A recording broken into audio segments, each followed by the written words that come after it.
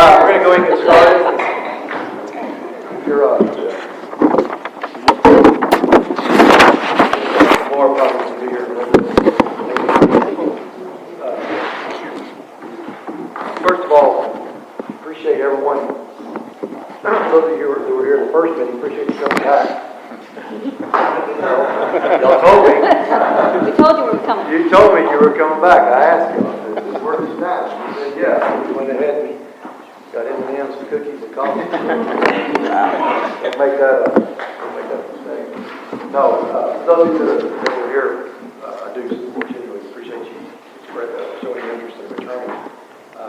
For those of you that weren't here, we're not going to go back and catch you up. When somebody came in and said, "Well, did I miss my homework?" I said, "Well, yeah, you did, but this is one of those classes you don't get to make up the work. You have to show up like a college and catch up."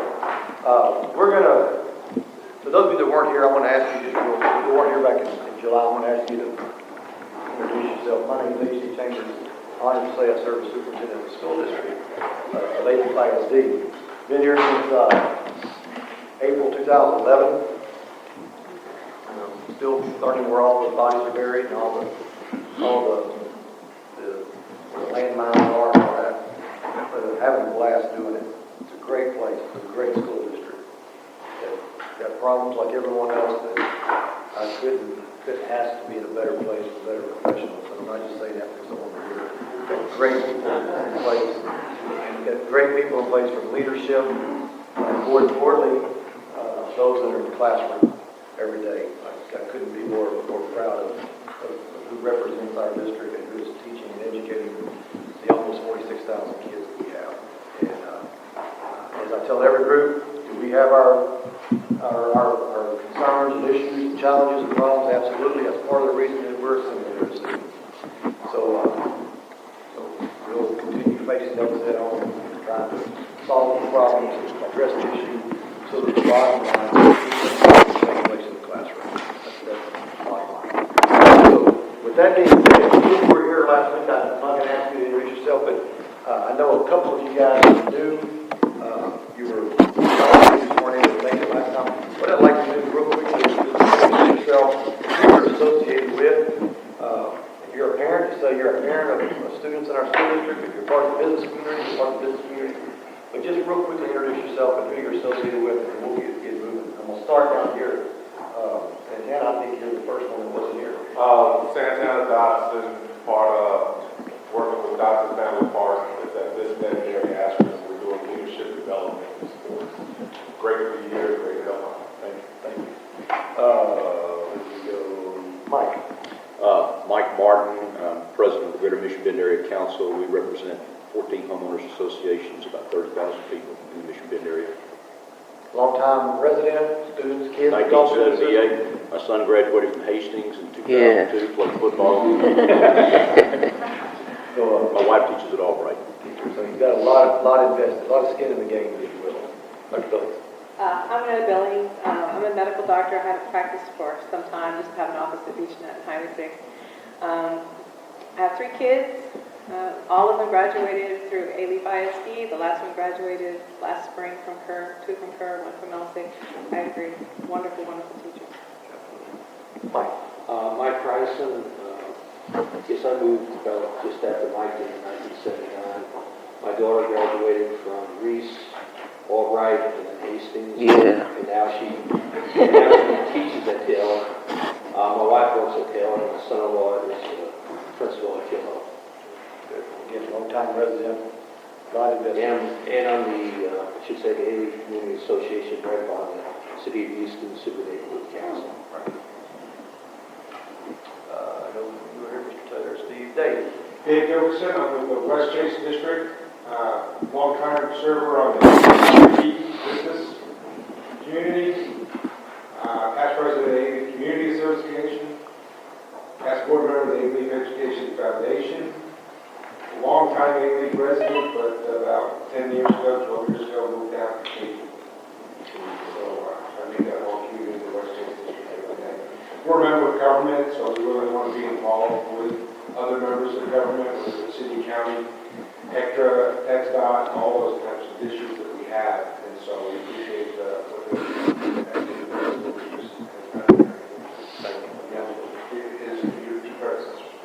Absolutely. The partnership, there's multiple partnerships in our business. Obviously, there's the parent partnership, there's a relationship we have with parents, there's relationships we have with residents, there's relationships we have with the business community.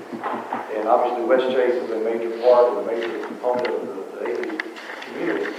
And quite frankly, if you want to boil it down to brass tacks, the tax base that's in this district that we draw upon to fund and to provide resources to educate our kids are generated in part by folks like the West Chase District, increasing the business presence, the business perspective of Alief ISD and the surrounding area, and also with our community, our homeowners, our residential, where Mike obviously represents some 30, 35, 40,000 people that are taxpayers in our district. And they're after the same things you are. They want to know that their tax dollars are being spent as wisely as possible. They want to know that they're getting something for those tax dollars. So that partnership entails us having to deliver on meeting the demands of both the business sector and the private sector, or the residential sector, excuse me. So, as I told you guys last month in July when we met, I wanted this to be a good cross-section. I didn't want a lot of people to tell me how great a job we're doing. I didn't want a lot of people telling me how bad a job we're doing. I wanted a good mixture of people that can see the district and see through several different lenses how we're moving. Part of that is us helping you.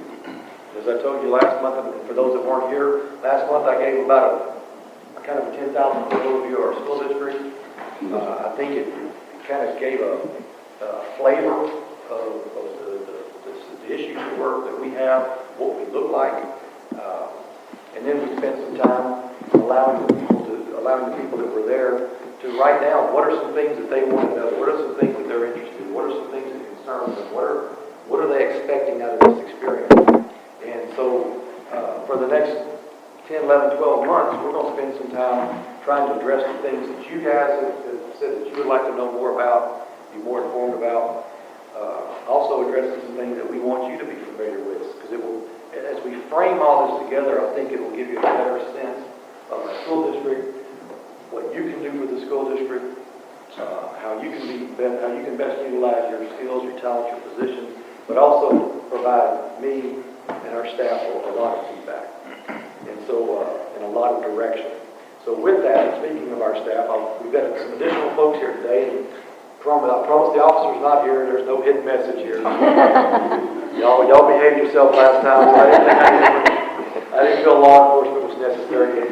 Later on in the conversation, I think you'll understand why they're here. But some folks that weren't here that you weren't able to meet last time we met, I'd like to start out on the end. And if you would just introduce yourself and tell the group what you do for Alief ISD. Hey, I'm Deanna West. I'm the Assistant Superintendent of Finance, so I supervise the accounting department, payroll, tax office, purchasing, and nutrition. And I've been here for 17 years. Very good. Henry, I want you and Dan, even though y'all may introduce yourself later, go ahead real quick and introduce yourself. Henry Bonaparte, the administrative officer of the police department, started my 18th year in Alief, responsible for day-to-day operations and the coordination of services through other agencies, things of that nature. And I'm Dan Turner, I'm the chief of police. I've been here a little over 18 years. Came after I retired from the Houston Police Department. I've got 3 daughters graduated from here, 2 are teachers, 1's a nurse. I lived in Alief for a little over 26 years. Moved down about 8 years ago. I'm Henry supervisor, but I've been charged with the police department at the crossing guard program. And we're trying to get Dan to speak a little lower. Voice gets a little too high. Here. James Earl Jones, very much. Yes, sir. I'm Natalie Martinez. I'm the Director of Accountability. I started student teaching here back in '96, and I've kind of kept going around trying to find my niche. My niche is accountability. So I work in accountability. We also work on student attendance and state assessment and local assessment. So all of that kind of runs through our office, and we kind of oversee and make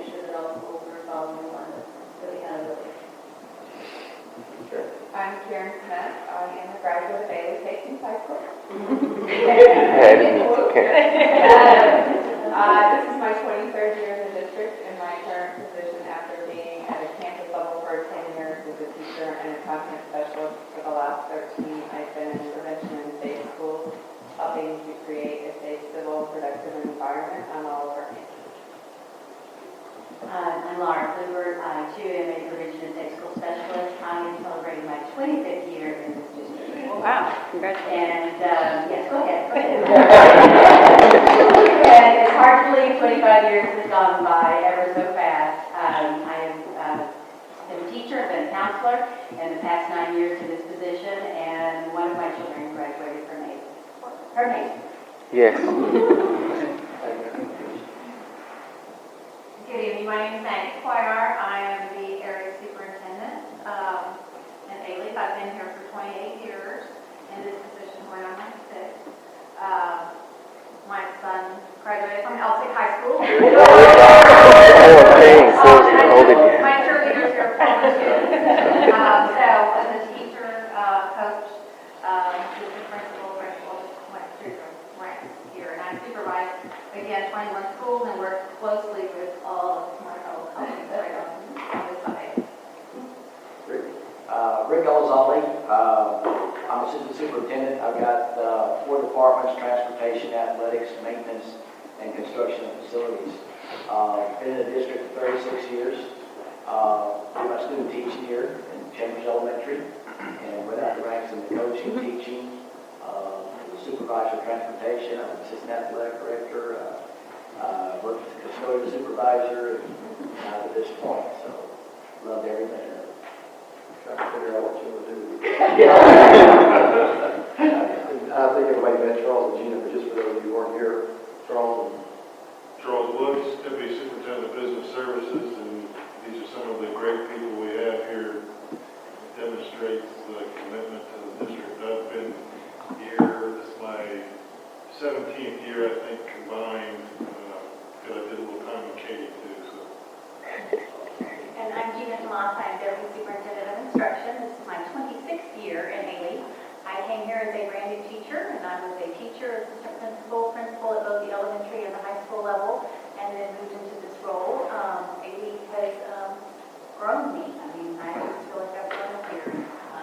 My responsibility is to work with Maggie and to supervise our campuses and to ensure that instruction is taking place every day on our campuses and in our schools. Hi, I'm Craig. I wanted to my 10th week here in Dayton. 27 year education, but I got here as fast as I could in the chambers for the last 8 years. I do social media, the web, public relations, writing, music, photography. I'm Susan Castro. I'm Director of Community and Public Relations. This is my 23rd year here, and my son went to Alexander Hall in Hastings. Yeah. And for those of you that were not here last week, Susan and I are your contacts for this meeting. So if there's ever anything that you need, or your needs are not being met, or anything you would like on the agenda, you can contact Susan or myself, and we'll be happy to make sure that happens. And I promise we're not going to do introductions every week. I mean, anybody that hasn't been here the first 2, they're going to have to figure it out. We're going to spend some time this evening. First, we're going to start, and I try to start every meeting like this. I'm going to start with something positive. Whenever I meet with my team, I tell them the first thing before we start talking about business, tell me something good. Tell me something we're doing right. Surely we're doing something right. We deal with the issues too. We're going to start on a positive note. So tonight, just going to start real quick. Many of you, y'all were invited, as you recall, to our leadership conference. Those that were in attendance at the July meeting. And I think 12 or 13 were able to come and see at least a portion of it. And I'm very thankful for that. I'm just interested, just a couple of you, 1 or 2 of you got to, I think the group was invited to listen to one of our keynote speakers, a gentleman named John Gordon. He wrote a book called Energy Bus. And he spoke about 45 minutes to an hour just on energy. And I think it's a timely, particularly in our profession, not exclusive to our profession, but really particularly in our profession right now, is trying to help people understand how to manage their energy. We talk about time management all the time. We talk about a lot of other, we don't talk about energy management very often. And I tell people all the time, every person wakes up every day with a finite set of energy. Some of it's got to be devoted to family, some of it's got to be devoted to self, some of it's got to be devoted to career, to profession. And I just want to make sure that every ounce of energy that we have that we devote to our profession, in this particular case, is used as wisely as possible. So John spent some time on that. Any of you that attended the leadership conference have a quick comment or a quick, so the rest of the group. Well, for our school, at Lemus, we actually I'm using some of the techniques that he gave us, the 5 tips, and Dr. Pichon has us like going and having a positive word every day before, so the kids are starting to see it already just in these first few weeks of school. Good. So it makes a difference. Good. Just don't take long. Just tell me something good. That's what we want. Yeah, HDI, and those of you who might use the first meeting, I don't live in it, Alief, I never went here, I didn't go graduate from here, I don't have kids here. But I work in, Alief ISD is overlays the piece of property where our university is. And I met HD 2 other avenues and honored to be here. So my first impression is, when I walked into Taylor High School, is I was impressed with the physical plant. I thought it was, again, it's, I've been a student a long time ago, but I've been a student, and you want something that I think is welcoming, bright, lots of light. So I thought the physical plant was very nice, and I know that's a big investment, it costs a lot of money and a lot of effort for it. I thought the speaker was awesome. I thought the book was awesome. But I was impressed too. I don't know how many people were in that room, but 300, 400, 500, I don't know. I mean, it was huge. And I know it's a big district and there's a lot of people, but and I don't know if every district does that kind of thing, a leadership conference, but I think those are important. So I was just impressed by the fact that you were doing it. And I took a lot out of the experience, and I would hope you're keen to do. So, and then finally, I had lunch, and it was pretty doggone good. So I enjoyed that too. Yes, other districts do this, but they're not good as we are. But that was the intent for that particular event. It started the day prior, and we moved on, and then spent the whole day with you guys were there going through various seminars, various discussions on leadership. Before we move on to news, I saw Ian come in, one of our board members, Ms. Ann Williams, served on the board, fifth year starting, just started her second term, almost into a good year of her second term, so thank you for being here. Then after leadership conference, for the second year, we have what we call a convocation. We have approximately 6,100 employees in our school district. Somewhere in the neighborhood of 3,200 teachers, and then about 3,000, between 900 and 3,000 support staff. Many of that support staff are in the classrooms helping teachers, but they're not certified professional teachers. But we bring everyone together, we bring them to the Berry Center. We have buses that pick them up to school, some drive, but we put all 6,100 of them in the Berry Center, and we try to give them a couple of hours of everyone listening to the same message. And I spent 45 minutes to an hour visiting with them, talking about priorities, goals, things that I believe in, things that I expect. And then we have a keynote speaker, a guest speaker who we brought back for the second year who kind of shared the same thing. I know Natasha was there. I don't know what your impressions of the convocation was, but I mean, it was incredible. I mean, I've been to sporting events, but just the energy that was in there, you had people chanting and waving flags and, cheering. And then, of course, our own superintendent went skydiving. That impressed me. She asked me how much insurance we have out of it. My wife told me, when I started doing it, my wife told the people that I skydived with, don't let him come back hurt. It's no good to be hurt. Either he comes back healthy or dead. One of the two.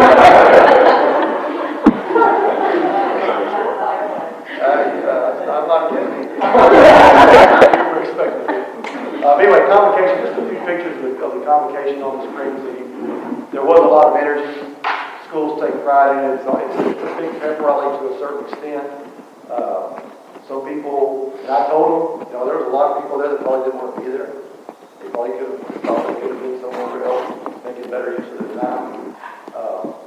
But I think 95% of the people, maybe closer to 97, 98%, once they get into it, understand the value of it.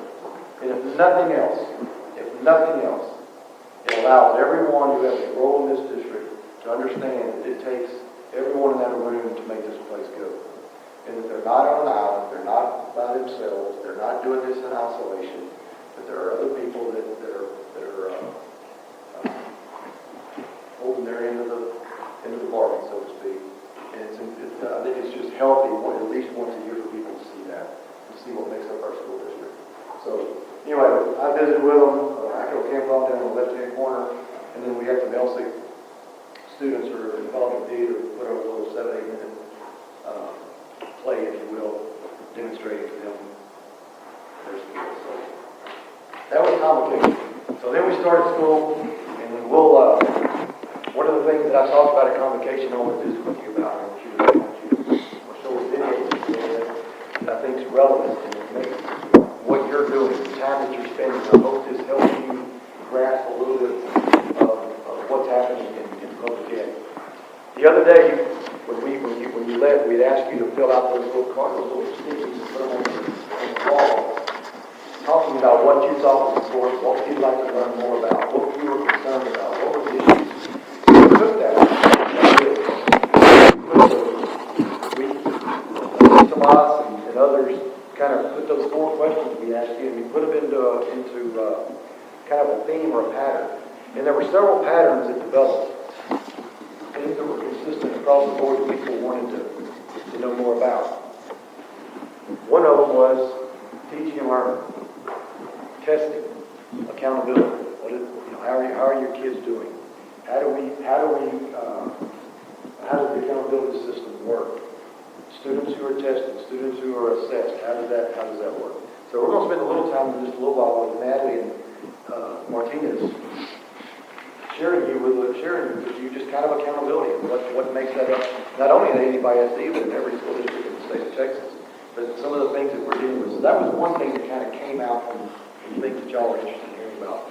Another thing that came out was safety and security. Some people were questioning, what does this district do to ensure safety, to ensure security within not only our campuses, but within the classrooms.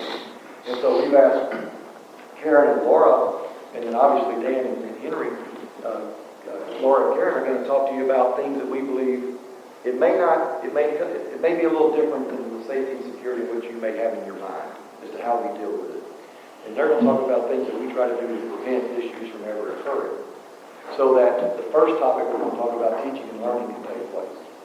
And then obviously there's a role of a partnership with law enforcement. It's unfortunate in school districts that you have to have law enforcement, but it's a reality. It's something that we have to deal with. The critical point is not the fact that you have to have law enforcement in your school district. The critical point is how do you utilize them, how do they interact, and how do they work, as opposed to possibly being an officer that's on the street. And Dan and Henry can attest to that, because it's a different environment, and they have to treat it differently. Like Laura and Karen will talk more about that. But before we get started, one of the things that anybody will listen to is one of the things I'm trying to share is a video that has to do, and the title of the video, I don't know if it's verbatim the title, but the title is Schools Cannot Do It Alone. There's a gentleman named Jamie Vollmer. You're going to get a book. They didn't come in time for this meeting, but you're going to get another book. Right. The Energy Bus. But you're going to get another book called Schools Cannot Do It Alone. And the premise of the book is that never in the history of the world, not just in the United States, but never in the history of the world has an education system been expected to do what the United States of America's public schools are expected to do.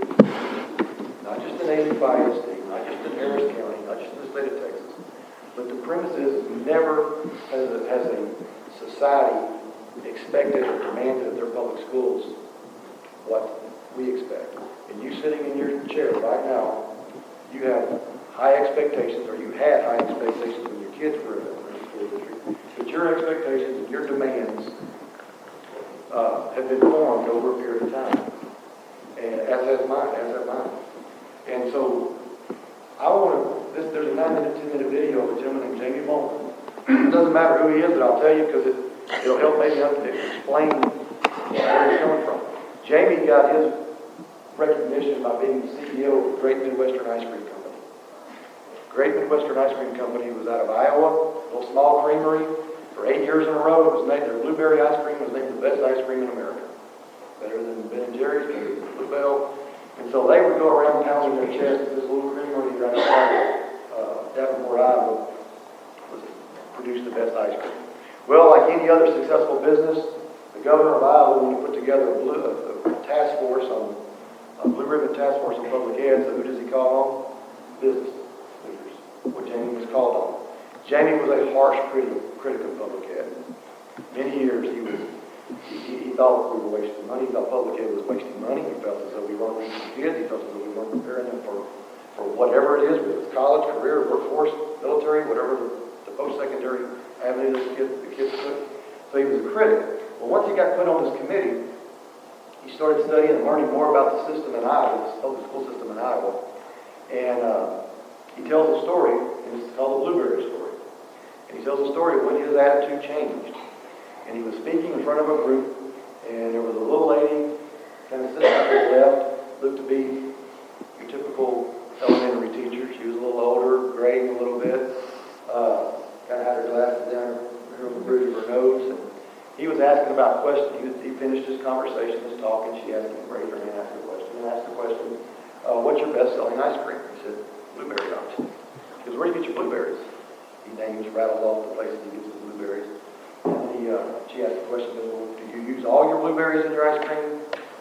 Do you use them all? Do you only use the best? Do you discard the ones that aren't as fresh as the others? He goes, oh no, we discard the ones that meet our standard, and we take the rest. And she goes, Mr. Bowman, that's where you and I differ. I can't choose my blueberries. I can't pick and choose my blueberries. I've got to take all the blueberries, the ones that are fresh, the ones that are busted. So the point was, in that little second of time, he had an epiphany of public ed and what was being asked of public ed. And so for the next 10 years, he spent his time traveling the country, talking to people about the challenges public ed has. And so that's what this video is. And so I want you to watch it, and it's very basic in terms of trying to make the point, but I have never seen a video that encapsulates the challenges that are in front of us like I've seen with this one. So, Charles, if you would.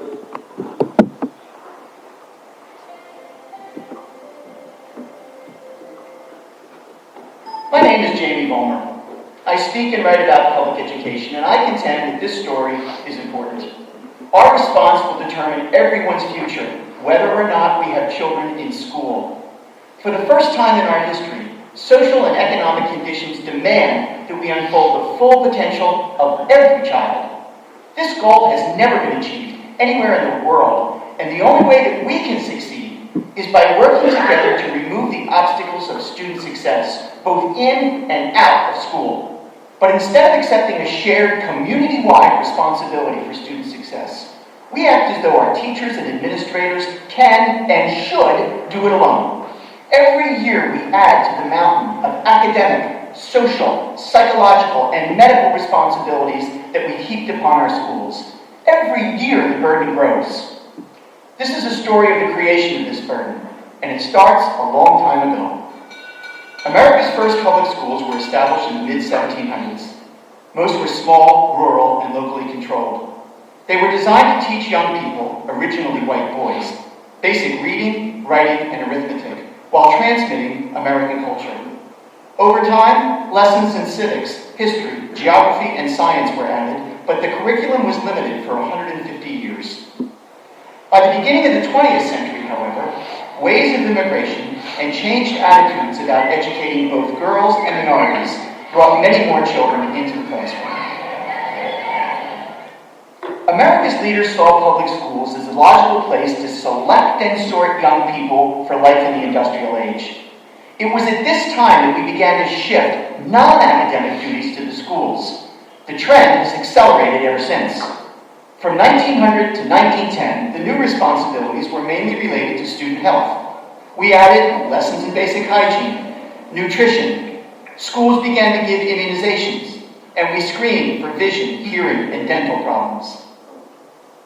From 1910 to 1940, child labor laws swept the nation. The multiple choice test was created, and we saw the first wave of standardized tests. We also began tracking students, and to this end, we added vocational education, including the industrial arts and agricultural education, domestic science, including sewing and cooking. Phys ed was expanded, including a growing roster of team sports, and school transportation was mandated. For decades, kids had to get to school on their own. Now we had to go fetch them. In the 1940s, a decade overshadowed by a horrific war and a remarkable recovery, we added business education. Music and art classes were expanded. Speech, including drama, became a separate academic subject. Half-day kindergartens were first introduced, and school lunch programs appeared. We take this for granted today, but it was a huge step to shift to the schools the responsibility of feeding America's children 1/3 of their daily meals. In the 1950s, the student population exploded as the first baby boomers poured into the schools. The Supreme Court struck down school segregation. The Soviets launched Sputnik. Panic ensued, and in response, science and math education were greatly expanded. Foreign language requirements were strengthened.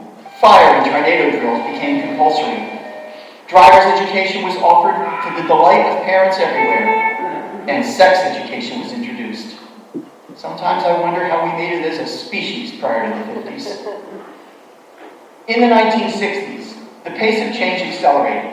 We saw new waves of standardized testing, and Congress made its first regulatory push into public education by passing Title I of the Elementary and Secondary Education Act, which introduced Head Start and bilingual education. The College Board offered advanced placement programs. We added adult education, courses in career education, and programs in recreation education, and of course, peace studies. God bless those 60s. In the 1970s, the breakup of the American family accelerated. Vietnam came to a close, Watergate changed American politics forever, and we added drug and alcohol abuse education, parenting education. African American studies introduced students to the contributions of black leaders, including Frederick Douglass, Dr. King, and Harriet Tubman. Women's studies spread from college to high school curriculums. The Supreme Court ruled in favor of free speech rights for students. And Title IX expanded athletic programs for girls, nearly doubling the cost of sports. Special education was mandated by the feds. We added talented and gifted programs, alternative education, and character education. Environmental education was first taught, and school breakfast programs appeared. Now schools must feed their students 2/3 of their daily meals, and for many, it's the only nutritious food they get. In the 1980s, the floodgates blew open as global competition began to change the U.S. economy, forcing millions of women to enter the workforce. There's a huge new wave of standardized testing. New technologies began to appear in the schools, and we added keyboarding and computer education, sexual abuse prevention education, stranger danger education, anti-smoking education, teen pregnancy awareness, abstinence education, global education, multicultural non-sexist education, Hispanic heritage education.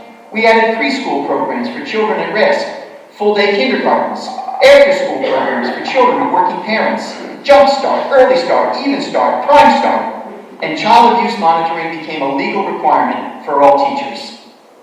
In the 1990s, the school reform movement shifted into high gear, and it collided with the spread of technology. Whiteboards began to replace chalkboards. The World Wide Web was born. Generation X was replaced by Generation Y, and we added computer labs and internet education, tech prep and school-to-work programs, distance learning, homeless education and its effects on children, HIV/AIDS education, deaf education. The Individuals with Disabilities Education Act was passed, which greatly expanded the scope of special education for children with disabilities. American 2000 initiatives produced a wave of red tape and testing. 4 years later, those 2000 initiatives unleashed more red tape and testing. We saw new programs in bicycle safety, gun safety, water safety. We added conflict resolution, annual sessions of CPR training. We strengthened dropout prevention, instituted gang intervention programs, and as a result of isolated but horrific acts of violence, we saw an unprecedented effort to ensure school security. And finally, in the first decade of the 21st century, driven by the pressures of a rapidly changing society, particularly those posed by an increasingly literate global workforce, we have added No Child Left Behind, bullying prevention, elevator and escalator safety instruction, obesity monitoring for all students, counseling for kids with eating disorders, courses on organ donor awareness, steroid abuse, media literacy, personal finance, internet safety, health and wellness, race to the top, and STEM programs. And we've not added a single minute to the school calendar in 6 decades. Look at this list. Look at what we've done. For all the talk we hear about test scores, accountability, merit pay, competition, and choice, for all the criticism leveled at our public schools, no one acknowledges that the contract between our society and our schools has changed. It's no longer help us teach our children, it's raise our kids. No generation of teachers and administrators in the history of the world has had to fulfill this mandate. And each year, the burden grows. We bombard our schools with new responsibilities. We insist that they compensate for society's failures and neglect. All the while, we demand that they meet rising academic expectations. The truth is, social and economic conditions demand that we unfold the full potential of every child. Our futures are tied to their success as never before, whether or not we have children in school. But this is a job for all of us. We must all come together and help our schools remove the obstacles to student success. Because if there's only one thing I've learned in 20 years of working towards this goal, it's this. Our schools cannot do it alone. They need our help. They need our understanding and support to produce the graduates and the citizens we need.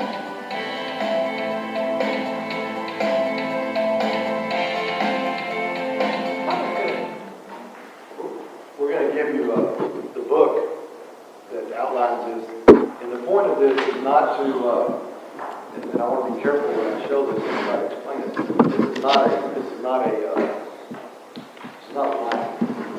It's not a woe is us or woe is me or woe is our profession.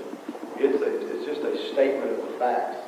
It's a statement of where we are in the business of educating kids. And that's why groups like yourselves are pulled together. That's why it's critical right now.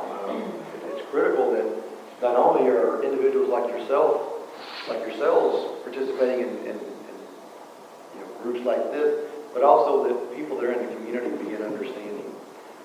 I'm totally convinced that right now that we're in a massive battle for the hearts and the souls of the general public. Public ed is in a fight. And I believe it's a national treasure. Public ed just in general is a national treasure that is an easy target right now. And so what I'm trying to do by showing this video is just paint a picture of all the things that are going on. It's we're gonna show up tomorrow. We got almost 46,000 kids will be here tomorrow, and they're not worried about all that. We have to deal with that. But as he says, we don't know anything. We know that we can't do it by ourselves. And there's a lot of opportunities for people to participate. So that's just an idea. Any questions or comments on that video? Great. I would have never have thought.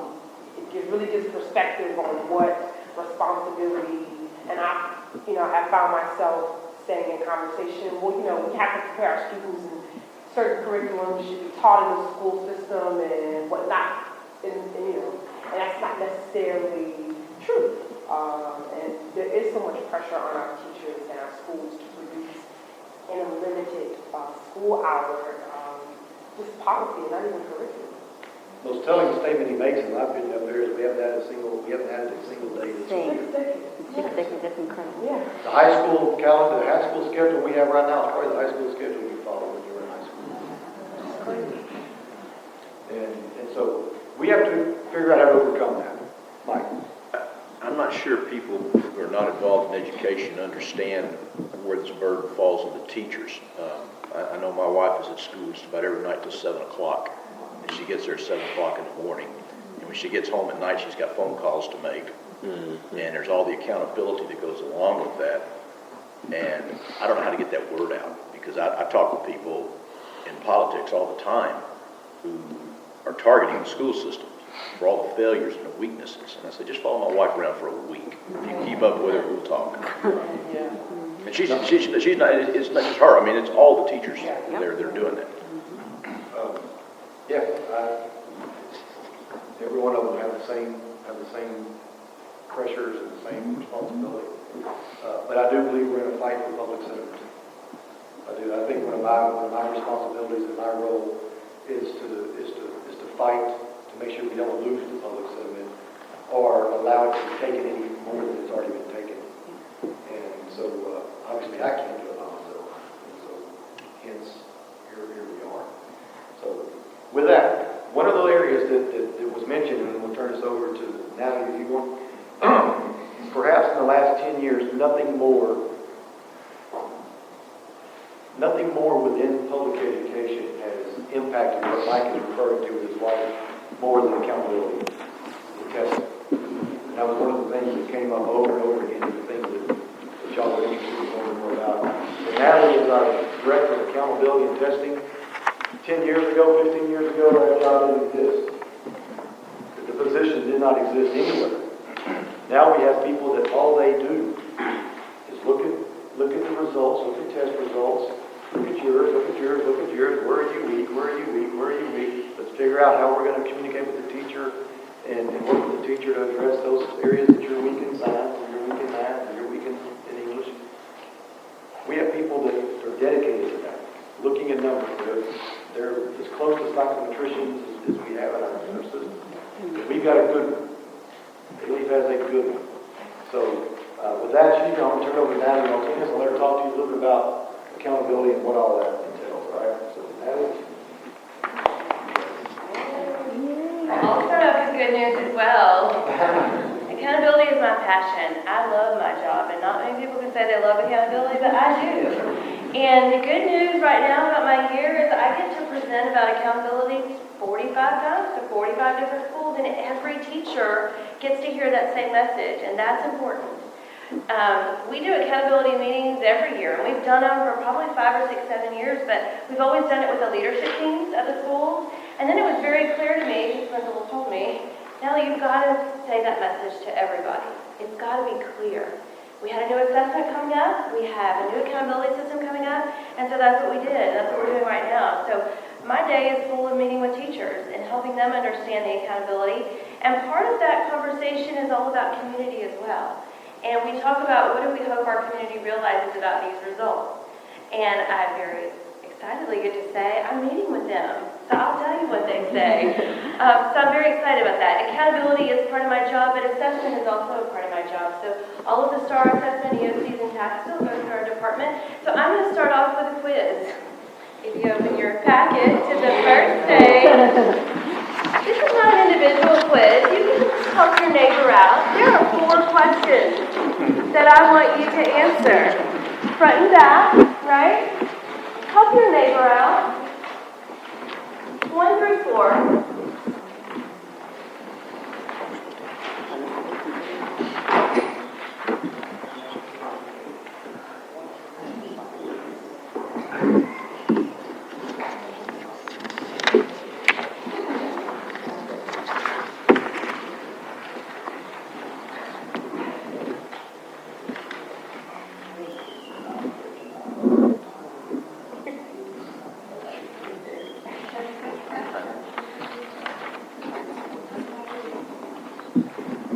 The mathematicians are very quickly.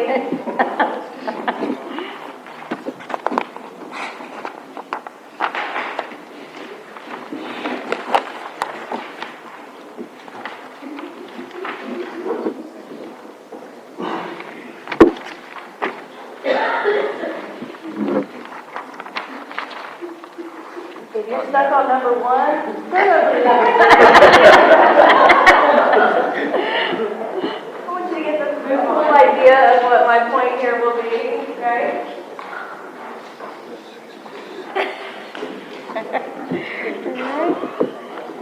All right, I won't make you sweat anymore. Let's talk about it real quick, all right?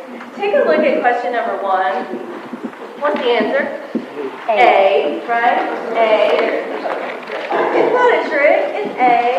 That's pretty easy, right? Do you know that that question in 1980 was on the exit level exam? Exit means 11th grade for graduation. 1980, that was a question. That expectation was not very high, was it? Question number two, what was the answer? A, there we go. 1986, we had an assessment change. We were on tabs, then we moved to teams in 1986, and that was an exit level question from the teams test. So think about where you were in 86, right? I won't ask your age, but I'm just saying the 11th graders were expected to do that, all right? Turn over. Question number three. Anybody get an answer? C is correct. Awesome. This was a 1999 question for the TOS test, right? Now you're starting to remember those names. We know the TOS test, right? We know that. Question number four. Ouch. I stopped when I read central angle. I thought, I don't even know what it was. I think it's like one of those, Right? And I teach math. I mean, my background is math from middle school, not high school. I think you have to Do you see in number four, that was a tax question, 2003. The progression of our assessment shows that the expectation increases. Which number? Number four. Number four was 2003. Wow. Right? That was a tax test. We know tax. What was the answer? And the answer was B. Yeah, we're all like, what's the answer? In case you want to go quiz someone. The answer was B. Pretend like you figured it out yourself. Now, my point to this really is to show you that every time we get it, they push it up again. And then we learn that expectation, we exceed that expectation, and they push it up again. They being the state. The state is creating this, all right? Number three, what year was that? That was 1999 for number three on the TOS test, all right? Now, accountability is huge because it is in the news. Take a look at these headlines. Mixed results, right? Districts failed. Failing NYC report. School struggle. That's hard for educators to see because we know we are working hard. That's tough. It didn't stop, right? We still got Texas school struggle. They're talking about the whole state. We're all struggling. Falling short. It continued, right? It didn't stop. They loved it for a little bit. That word fail was all over the place. And that was difficult for us to see. Patricia Hart came and interviewed Mr. Chambers, and she actually got a good one. That was a good one. She understood. She took the time to listen to what was going on, and this one was good, right? It really explained what was going on. And not everybody gets that. Our agenda is very clear today. Number one, where have we been? We'll do a very short, where have we been? I teach math, so my history lessons are very short. But I want you to understand where we come from. And then I want to show you how we perform. In the total adequate yearly progress, AYP, what does it look like? What does it mean? All right, so it's very simple. Your pop quiz was really just meant to show you that they continuously up the ante for us. And as soon as we get it, they up it again, right? All right, let's take a look in your handout.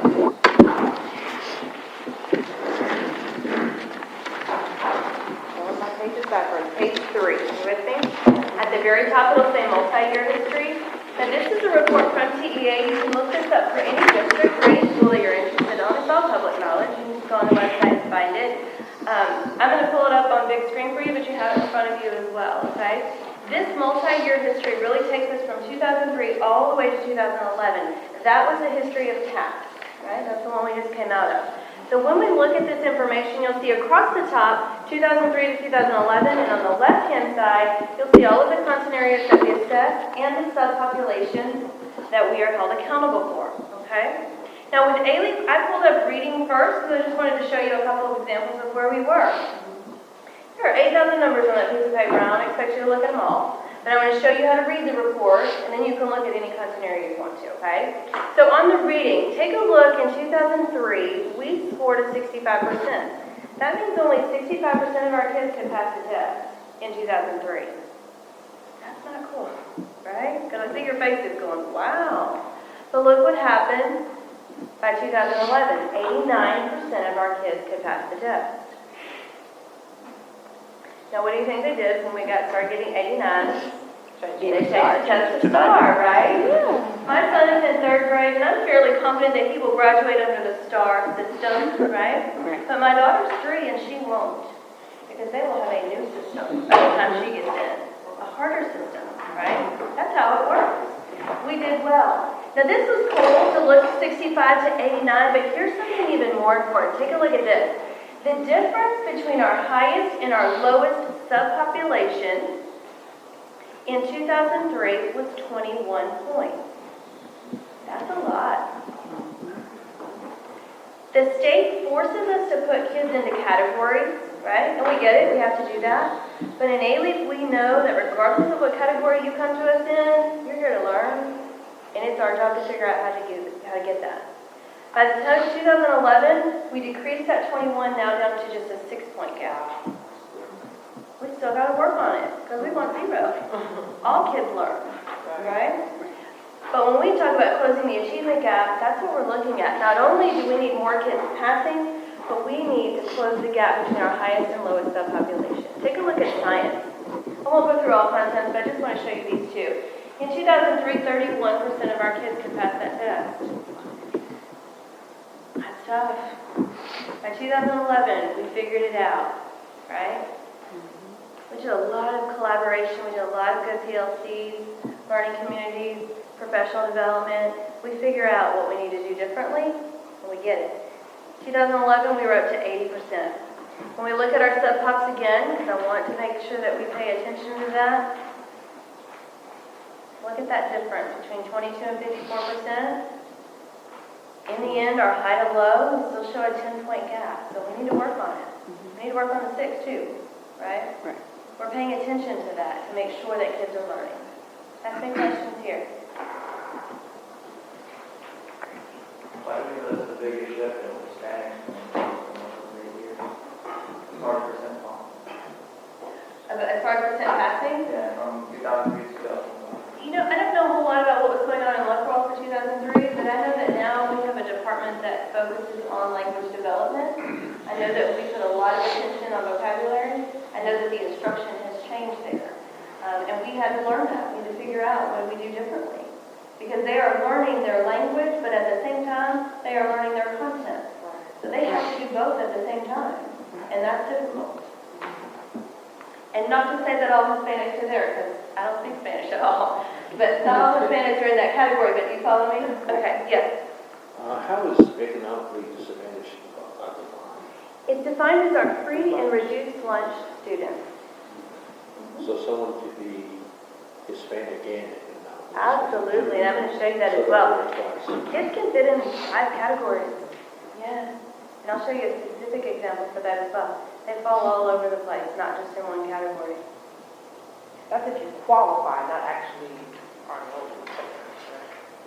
How is that? If you qualify. You have to qualify. You got to qualify to enroll them. Yeah, right? Yeah, not just apply for it. Yeah. Okay. The reality that economic disadvantage number is typically higher than what's reflected, because you have some families that don't qualify, don't apply. Right. What's, I guess, considered acceptable? What are they, when a test taker is designed, or the test developer is designing the test, they're not shooting for everybody 100%, so, Not necessarily, right.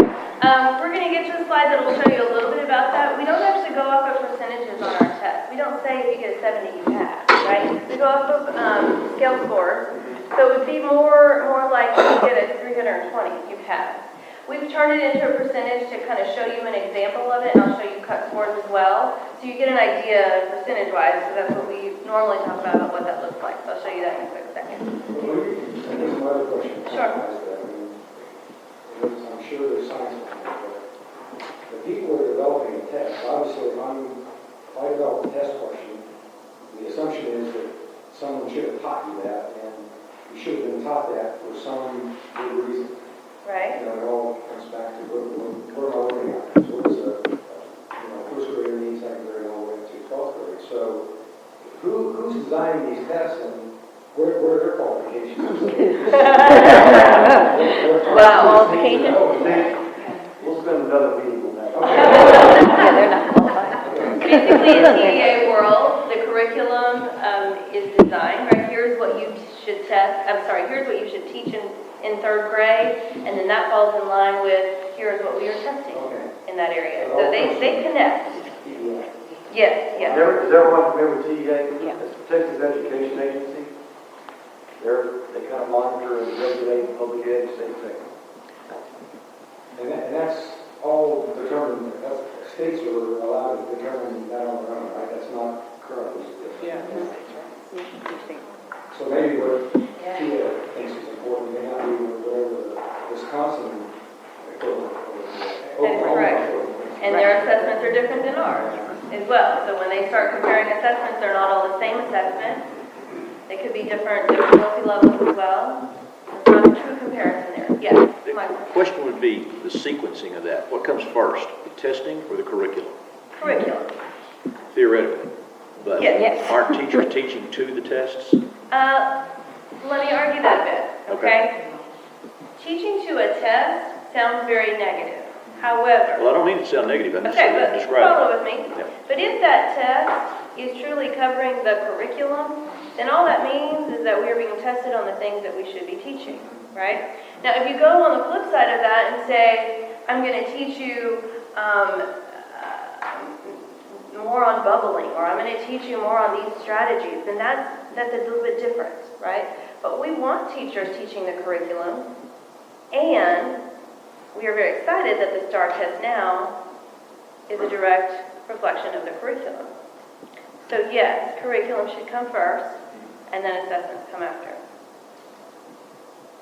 I think part of the perception that I think that it's important for us for individuals like yourself to understand is that teaching to the test it's just been associated with a negative connotation. Right. And the way it used to be, where all I was doing was worrying about what the test questions were, and I go back and prepare my lessons based on those test questions. It's not, I believe, I agree with Natalie. I think STAR, one of the positives that are coming from STAR is that it is aligning curriculum so that if your wife or any educator is teaching the curriculum, then the expectation is that the test or whatever they're going to use to assess those kids are going to be based on that curriculum. And if we have students who are not doing well on the test, then the first thing we look at is are we teaching the curriculum? So I think we got some clarification that we need to with the general population on what teaching the test is. Because it's not, right now, in my opinion, teaching the test is not a bad thing. As long as that test is being tested, as long as the test is part of the curriculum. And I think what you'll see in the classroom as well, if you think about teaching to the test, you would see multiple choice every day in that child's life. And that's not how it works. We want to see the open-ended questions. We want to see the students thinking. We want to see them collaborate with others. We want to see them do projects that all kind of come back to, if I can do all of that, I can do this assessment as well, because it's all built into the curriculum. All right, now, the information we saw in that multi-year is all about state accountability. There are really two systems that we're held accountable for. One is the state, and one is the federal, right? Now, in the state system, everyone gets excited about that one. That's the one that's mostly publicized, right? At the end of the year, schools and districts wait for their rating. Are we going to be a recognized district? Are we going to be exemplary district? That's what we wait for, right? In 2012, there were no ratings. There were no ratings because there were no standards. For a long time, they couldn't tell us what passing was. They couldn't tell us. And so people will call my office and say, well, Nellie, what does the kid need to score? I was like, I don't know, keep pushing them harder. I don't know. The state actually said, well, in 2012, because it's a new year for us with STAR, we're going to give you a break on those ratings, right? We're building a new system. They're going to tell us all about it this February. on how we're getting graded, but we will get a grade in this system at the end of the year. Now, the Fed said, no, I'm sorry you have a new test, not my problem, we're going to keep grading you. And in the federal system, you either meet adequate yearly progress, AYP, or you miss it. You meet or you miss, that's it. They did release ratings for 2012. Alief missed AYP. They actually said, not only are we going to give you ratings, but we're going to continue this system. Take a look at this. In 2012, 87% of our kids had to pass the reading test, even though there were no standards. Somehow they figured that out. I'll explain it to you. 83% of our kids had to pass the math test. Now that was last year, 2012. 2013 is what we're doing now, because it's the assessment year of 13. 93% of our kids have to pass reading, 92% of our kids have to pass math. Okay? Wow. Yes. They do grade levels combined. So for the district, we're doing 3 through 8 and 10. If you're at a middle school, it's 7th and 8th combined, right? So it's your school combined, all right? Now look at 2014. Wow.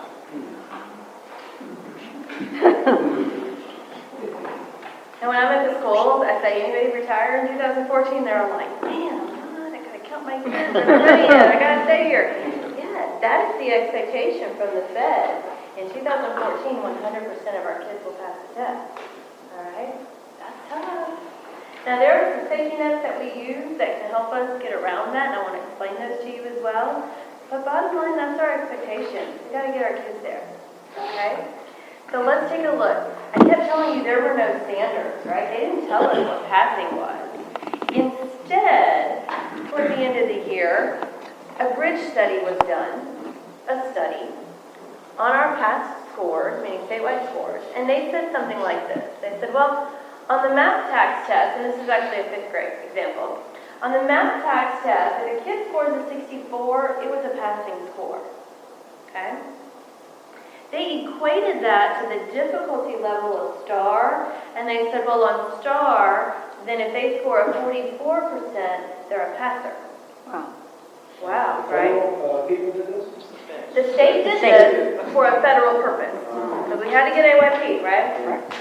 Okay. Now what that means, though, is that 83% of our kids needed to pass with a 44 on the STAR test. Now this is 5th grade only, okay? Everybody's different, but this is 5th grade, okay? Now that was for 2012 only, right? So they gave that to us, but that was the standard for 2012. Standards will increase. Not only does that 83 turn to a 92, right? Because now 92% of our kids have to pass the test. But that 44 will also change as well. But they don't know what it is yet. Right? They don't know yet. Not released. So again, people call my office, say, Natalie, what score are we looking for? How do we need to push? You keep pushing. Because it's not about accountability when you push your kids, it's about pushing them to the next level regardless of where they are. You keep pushing, right? So that's tough because we don't have a lot of answers. In your handout, take a look at page, I've got that in there for you. Let me see, I'm thinking I didn't. I surely did not. Here are cut scores. Now we accidentally left off. There are cut scores for each grade level, so I'll get that, we can get that out of you, sorry. That show you what each grade level had to get, right? And it'll tell you kids had to get 14 questions out of 40 questions. So you can turn that very quickly into a percent, right? And figure out what each grade level was. Because they're all different. There's not a consistency there, okay? All right, let's keep going. Now, as a district, we are evaluated on grades 3 through 8 and 10. In high school, the feds worry about 10th grade only, okay? As a district, we missed AYP, but more specifically, we missed it in reading. And even more specifically, we missed it in LEP, limited English proficient students, right? Our students who are learning the language. But even more specifically, we missed it because of this 2% cap rule.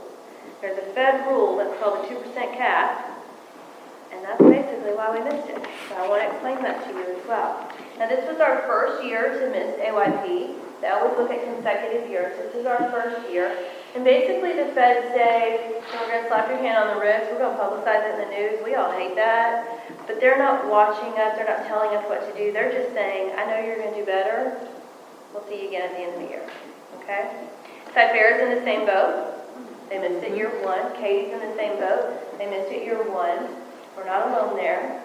But it's still difficult. So we are working through figuring out how we're going to get out of this. Are funds tied to this evaluation, federal dollars? Federal dollars are tied to that, and they don't take money away initially either. So in the beginning, once you start missing, not your first year, you'll receive money actually in the beginning to help support, right? But yes, most definitely all connected. Take a look at this. This is how much we missed AYP by. Man, that's tough. That's tough to swallow. We test over 21,000 kids for AYP purposes, right? So 21,000 kids are evaluated. We missed it by this. 200%. That's tough, right? Now, we missed it, I told you, because of a 2% cap. So I want to paint the picture of what that means so that you'll understand kind of where we're coming from when we say, man, that was tough to swallow. I want you to pretend that you're in this imaginary district. I am an Aggie, so just bear with me, all right? You go Aggies. Longhorns, bear with me. Now, I want you to imagine that in this Aggie ISD, there are 250 Lego men over there, right? In this 250 Lego men, there are 8 students here who needed to take a modified assessment. They are special education students who need a modified test. That decision came from an ARD committee. An ARD committee is made up of teachers who teach that child, administrators who monitor, and parents. They are all in this meeting, smart people making a decision that this is the right choice for this child. The feds, however, said, no, I'm sorry. You are only allowed to receive credit for 2% of your tested population. So mental math with me real quick. 2% of 250 equals 5. I'm trying to give you answers. 5, right? Okay, but we tested 8 of them, and they passed. But guess what happened? 3 of those are now counted as an artificial failure. You like that word? Huh. Artificial failure because we are not allowed to receive credit for them. Because the feds say you are only allowed to receive credit for 2% of your tested population. They are modified assessment. On the modified assessment, absolutely. This is all about the modified assessment, right? That makes sense? Wow. Okay. Now, I've told you, however, that we missed it in left, right? And now I'm sitting here talking to you about special education. So let me show you how that connects. Here's one kid that we looked at. This child is special ed, but they are also left. They are also Hispanic. They are also economically disadvantaged, and they are also in the all category. So when that child becomes an artificial failure, they fail 5 times across our accountability system. Wow. Right? And they didn't fail the test. We didn't receive credit for them. Okay? That's tough to swallow. We missed AYP, not because our kids couldn't pass the test, but because we couldn't receive credit for them. Now, we have a lot of work to do. No lie. We celebrate for 3 seconds, and then we move on, and we keep going. But this is hard to swallow because there is a rule in place that doesn't allow us to receive credit for all of our kids that actually pass the test, and that's what makes it difficult, right? So now you're back to the headlines that say schools fail, districts fail, Texas fail. Well, we didn't meet the standards set by AYP, but people don't quite understand this standard that they're putting in our lap as well. Does that make sense? Ask me questions about 2%. Well, I guess, there might be, but there may be schools that we want to pass this, so we're going to say 10% of our students need to take the special test, or they change your life. That's right. And that was the purpose, right? That was the 2% so that we don't just give the easier tests, right? Right. I will say in Alief, probably 2, 3, 4 years ago or so, we took a look at the 2% cap and we made a huge push in our special ed department. And in our department, we identified kids who took the modified test that did really well compared to TAC. And we looked at schools and said, these kids will move to the regular test, right? And clause came out because that's difficult. Right. That's difficult, right? I am telling you, I don't even know the kid. I know the kid's 4, but I'm telling you, I believe in this kid. Look at this data. Look at this data and let's try to move. We did, right? And as a district, we did that. And this forced us to do that. But then at some point, it becomes imbalanced, right? We have pushed and pushed and pushed our kids to the highest test possible, and that's what we always say in accountability. You give them the hardest test possible. And we still missed it by this. So we'll continue to push, right? We continue to look at those kids. We continue to push them to the next level. That's what our job is to do. Okay?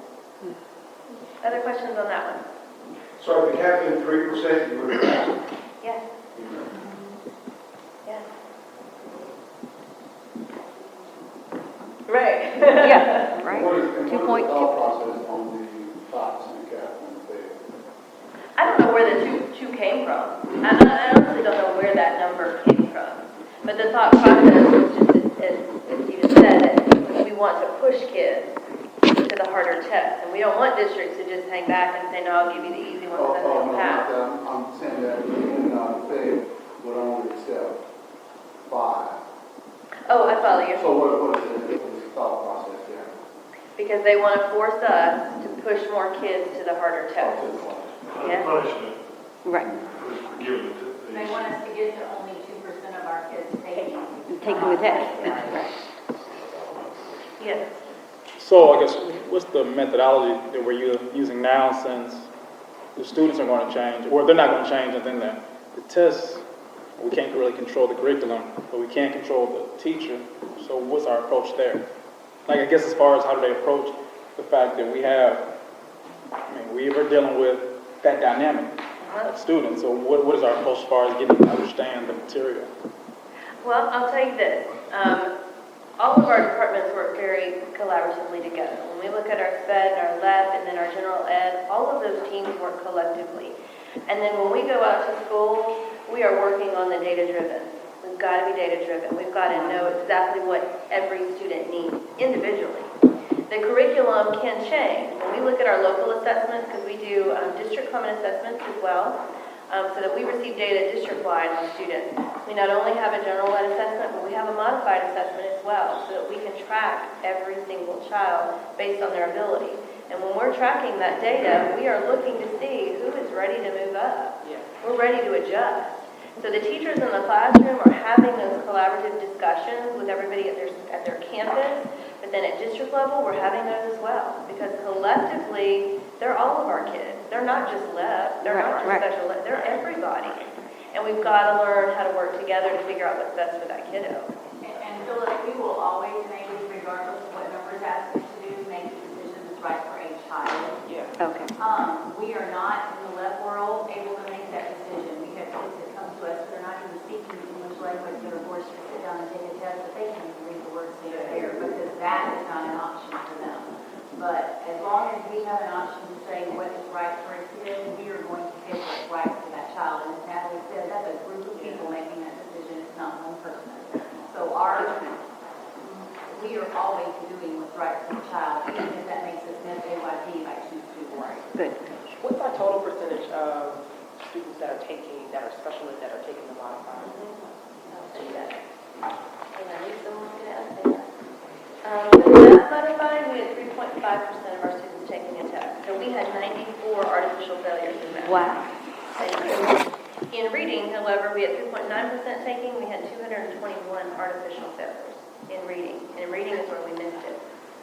Right? But that's district-wide. That's district-wide. Only 3.9 in reading, 3.5 in that. Let's take a look at some numbers. All right. In your handout, you will see exactly the report that's on the screen as well. You guys are on page changed it a little bit from the campus presentation, so I'm going back and forth to make sure I'm on the right track. All right, I'm going to show you on screen, but you can follow along in either area. Take a look at line 1, just shows you this is the adequate yearly progress report. This is what we get from the state. Row 2 shows you all of the subpopulations that we are held accountable for in the federal system. In row 3, you'll see that this is all about the performance in reading, and I'm really only going to focus on reading today because that's where we missed, and I want you to understand that part. In line 3, I want you to look where it says AYP target 87%. Let's call that 87%. 87% is the target. That's what we had to beat. That was our standard, right? Now look in line 4. Line 4 says what percentage of your kids met. So look on line 4 and find any number that's below 87 and mark it with a dot or a circle.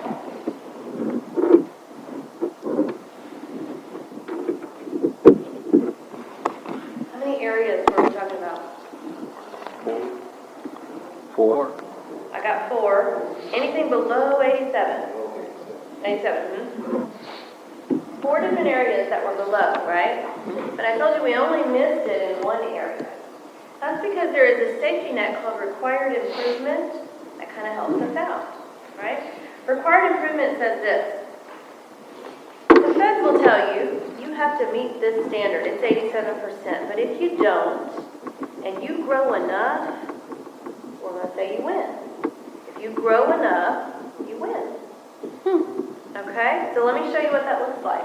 I'm going to be looking at line 4, which tells you our 2012 score. I'm going to look at line 5, which tells you our 2011 score.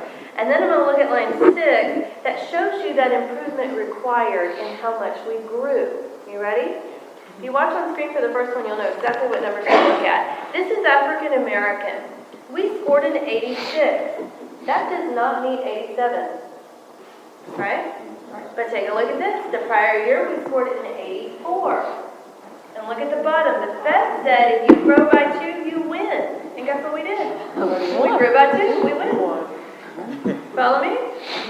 Let's go to the next one. Our next stop was on economically disadvantaged, free and reduced lunch kids. We scored an 86. That does not hit the 87. So look what happened. Prior year, we scored an 84. Fed said if you grow by 2, you win. And guess what we did? We grew by 2, we win. That's required improvement. Take a look at special education. We scored a 71. Prior year, we scored a 68. The Fed said if you grow by 3, you win. And guess what we did? We grew by 3. Couldn't have planned it better. Well, actually, I could have. But we got one more. We scored an 82. Prior year, we scored an 81. Fed said you need to grow by 2. We actually only grew by 1. That's when we missed it. Wow. Follow me? But why did we miss it? We didn't miss it because kids didn't pass the test. We missed it because we didn't Artificial fail. kids Artificial on that fail. modified assessment. Right? That's huge. It is important for us that you guys understand that. It is important to us because we most certainly are advocates for our district. We know the hard work that goes into teaching our kiddos. And then when it comes out in accountability, media doesn't understand that. They understand fail. Right. That's tough. Okay? That's tough. Now, growing enough is actually a calculation, and it's over there on the right-hand side of the screen. So let me just show you what this means. Because remember, in reading for 2013, now 93% of our kids have to pass, right? And when I look at, I'm sitting at an 86 for African American, a jump from an 86 to a 93, that's huge. That makes me nervous. But let me tell you what that calculation is. I'm going to ask you to do mental math with me. That means I tell a calculation, you respond back to me, okay? I was like, let's try. I'm doing the calculation on the right-hand side. I'm using African American as an example. So what is 100 minus 86? 14. 14 divided by 10 is? 1.4. Which rounds to? 2. Oh, wait, oh, 1. Thank you. Yes. 1. Right? So instead of an 86, if I get an 87, I win. Required improvement. Okay, EcoDis is the same number, so let's jump to special ed with a 71. What's 100 minus 71? 29. 29 divided by 10 is?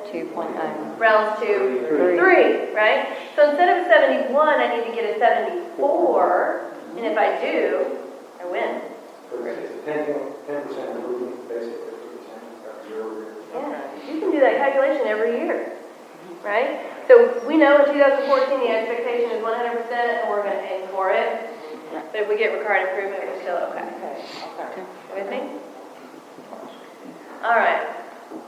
When we meet with teachers, it is an hour-long meeting, and we go through 8,000 numbers. And I honestly tell them, I don't care if you heard a word I said. What I care about is when you see kids walk through your door, this is what you see. That's right. Every kid is a graduate. Every kid is a graduate, right? Every mother wants to see their child with a cap and gown. That's important. Look at the expression on this child's face. That is the expression of a lifetime learner, right? She is proud, she is accomplished, she's ready to roll for the next step, right? These are kids of people in my department. This is a graduate who is now at LSU for the first year. That's what we want for all of our kids, right?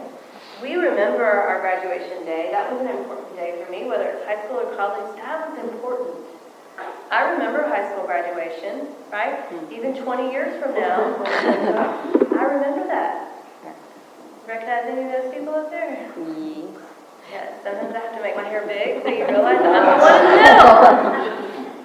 20 years later, I still remember the teachers that affected me, and that's what we are aiming for. When we meet with teachers, I want them to understand accountability because it is important, and it matters, but kids matter most, and it's all about graduating kids. Yes? Looking at this, the one number that jumped out the most to me was really another economically disadvantaged. It looks like 83% of the student population is like free and reduced lunch. That is correct. They qualify, don't necessarily apply, right? No. You have It's to up- apply, you have to apply. but you could qualify and never apply. Right. So it's probably higher than that. So it could be higher, right? Yeah. Could be the time. And let me show you one more number on this page. I want you to look at special education, and I want you to look at row 6. Do you see how we grew 3? Do you see what that is? On the top of this page, I want you to write the word accountability. Accountability.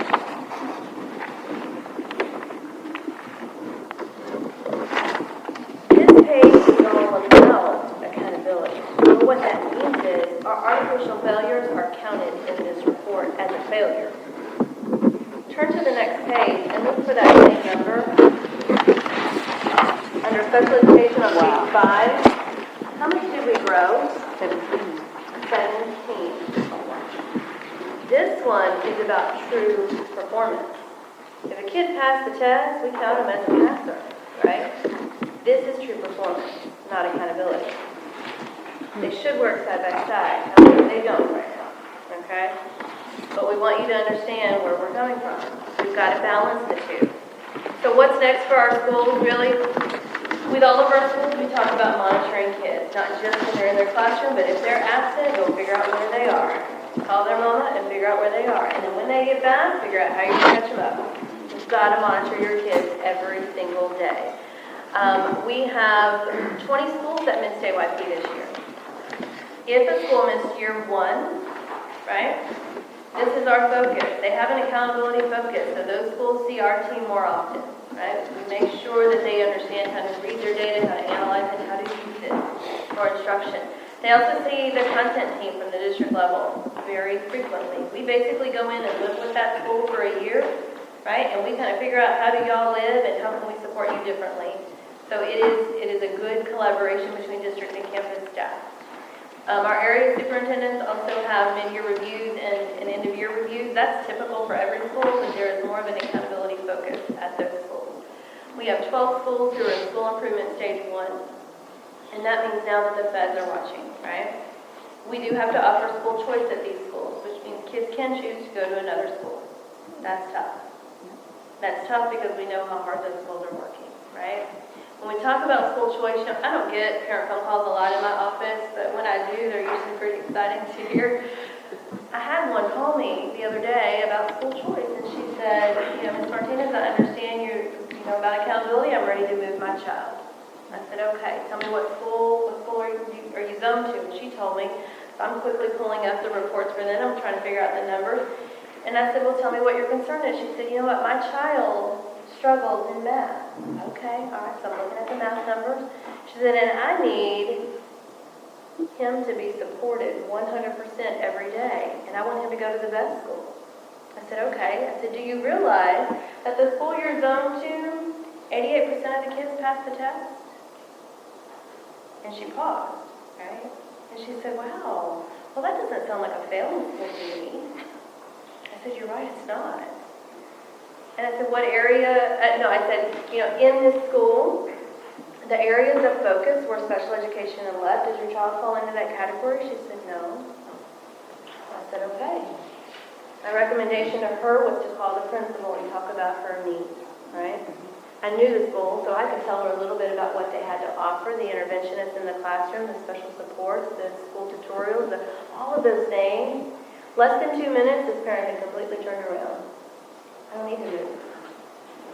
Because it's not a failing school, it's a system that is not reporting accurately what's going on in our schools. These schools also have to have a 2-year campus action plan. Typically our schools have a 1-year plan, but these schools go in and now do a 2-year plan. And then part of our funds are specifically for professional development, so teachers are certainly involved in that piece as well. Let me show you really quickly how we compare to the state. We like to look at how we compare to the state, even though we don't look like them. Here's what I mean by that. At our district, we have 36% left. They have 17% left. Limited English proficiency, that's tough. We have over 80% economically disadvantaged. They have about 59%. That's different, right? Regardless of our challenges, we know that we can rock it. And let me show you how we did that. On this report, take a look at that 26, and let me show you how to read that. On the reading 3rd grade test, English version, at the state level, kids got 26 questions correct out of 40 on average. 26 questions. In Alief, our kids got 24 on average out of 40. Do you see how to read that? Yeah. Now this was a brand new test. We knew very little about it. We were just going in blind and saying, let's just teach our heart out and hope that we get it, right? Our demographics are very different, but we still say, on this first year, if we come within 2 points of this, we're doing really well. And take a look at what happened. Across the board, we got our green stars. We're within 2 from the state. Mathematics rolled around and said, let's take a look at that. We're within 2. It's not matched up. And that doesn't mean that we don't have work to do. It means we're in line with what the state is doing, even though our children come with challenges. It doesn't matter. We teach them. Right? We have faith in our kids and they are strong. We also looked at writing, science, and social studies. Almost all the way across the board, we got our green stars. That writing test was difficult. It was. It completely changed, right? We went from a 1-day test to a 2-day test. The format was different. Everything about that test was different. I'm math, so I can't tell you how it was. It was different, right? So we have some work to do there, and we certainly are looking at that and trying to figure out what's going on there. Now, EOC is the end of course. That is the STAR test in high school for our 9th and 10th graders. And then our tax test didn't actually go away because our 11th and 12th graders are still under the tax system, right? So they will graduate with tax. But it's our 9th and 10th graders that are on the EOC track. So we looked at those stars as well. When we looked at, I'll show you this very quickly, when we looked at these scores, we really wanted to know as well, not only how do we do with the state, but how do we do with districts around us that are demographically similar. So you'll notice we pulled 5 districts. Some of them are not too hard to figure out what they are. But we wanted to see, are we similar to them? Now this was unofficial data, just with my friends in different districts that report data out. And when we looked at that, here's what we found. We thought we were really struggling in reading and writing, but we actually ranked as the leader within those districts and ranked 2nd. We still have work to do, but we're getting there. Algebra 1, we ranked 3rd, biology tied for 2nd, and while Geo, we were the leaders of that as well. Okay? So we certainly like to compare, but we know that we celebrate for about 3 seconds and then we move on, because we got to keep going. in the end, this is what it's all about. Numbers are important, kids matter most, and we've got to figure out for every individual kid how we're going to push them to the next level. What questions do you have?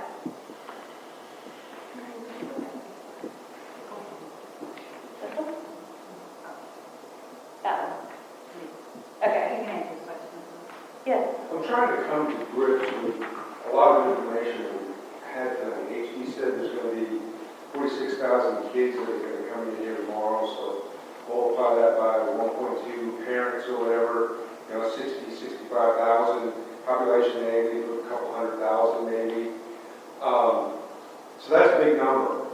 And I see, good representation of the school here, I see another good representation of the community, but we would be completely, bowled over by 46,000 kids coming in here or talking to their parents. So the scope and the size of this is commendable to have this community outreach, whether it's parents or business people or whatever. But it seems like it's and the message is important. Right. But I'm thinking the audience, has this video and this information been in committee, in the education committees, with our state legislature? Getting ready to be. Okay. It's big, the people that I want to see it are parents, community members. We'll show it to legislators. I'm not really as interested in them seeing it initially as I am just the general community. I want the community to hear some of the information. You guys got a crash course, accountability 101 to a pretty deep. I don't know if you realize it, but she took you pretty deep into it. And I saw a lot of you nodding your head as though you understood it. Problem with this information is the level she gave it to you, you can't give it. It's got to be a quick 30-second soundbite. Right. For the general population, I'm not even grasping just for the Just to hear. Well, I'm also thinking it's got to be that way to the legislature too, because they got certainly. Right. But I just, I wonder in all this, I absolutely commend you, it's important information, sure, I may retain 10% of this in another week, I totally understand that. But what I'm getting at is that, the message is important, it needs to get out, it needs to circulate, it needs to percolate, it needs to do all that kind of stuff. But it also needs to go to people that can make decisions on these things to get the steamship going in another direction, because it's right now it's going in the wrong direction, and we need to make some curves on it and move it.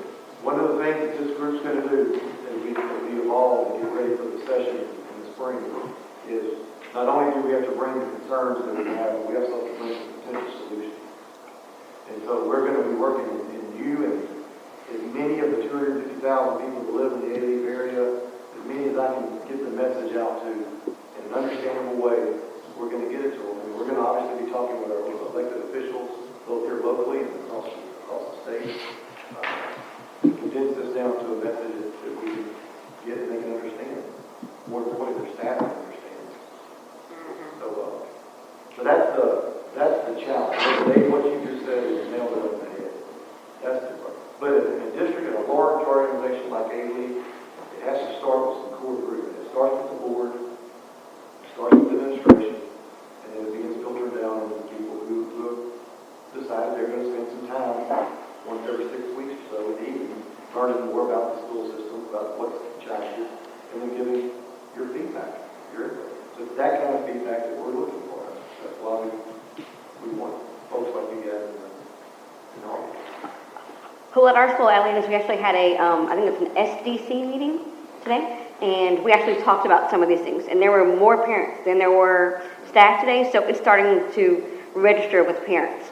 But like you said, we have to hammer them day in and day out and day in and day out with it, so that way they can understand it, and we can shift that 83% that's in, having, we're getting free and reduced lunch, actually learning and that not being their prime objective. So it is getting out there now. I'm still grappling with the artificial failures of the federal government. In other words, we missed our AYP because of this artificial failings, correct? The kids passed the test, but federal government deemed them not counted. Did we not feel it was, we should have gone to the media and explained that's the reason why we missed AYP? I mean, it's simple enough. We did. You did, okay. Matter of fact, a couple of days after that, we were talking to the Chronicle, and then Patricia Hart with the Chronicle came in and interviewed us. We actually wrote an appeal on it as well. So once information comes out, we are allowed to appeal. So we've done multiple appeals. The district is one of them. We don't give that information back until December. But once that comes out, we hope that that turns into the means they were. So yeah, we have tried to tell our story, but we're beholden to the author of the whole field. The AYP standards, that's the percent that pass, but it's up to the state to determine what passing is. Correct. Tell me what the implication is, again, not passing for a certain number of years. You go into different stages of school improvement. So year one that you miss it, there are no sanctions. Year two, you miss it, then you start dealing with sanctions, one of which is school choice. Go back. One is your campus action plan. And those documents you're going to take here. All of that be submitted to whom? To TDA. Okay. And it's a 2-year plan, correct? And I'm also school teacher too, so it kind of resonated with me when you, for example, said, I think it was this year, for STAR, passing is if you get a 44%. On the 5th grade math test, but everyone is different, yes. Okay. I'm just having a hard time wrapping my mind around 44% is passing. New test, right? There's no way to have a measure.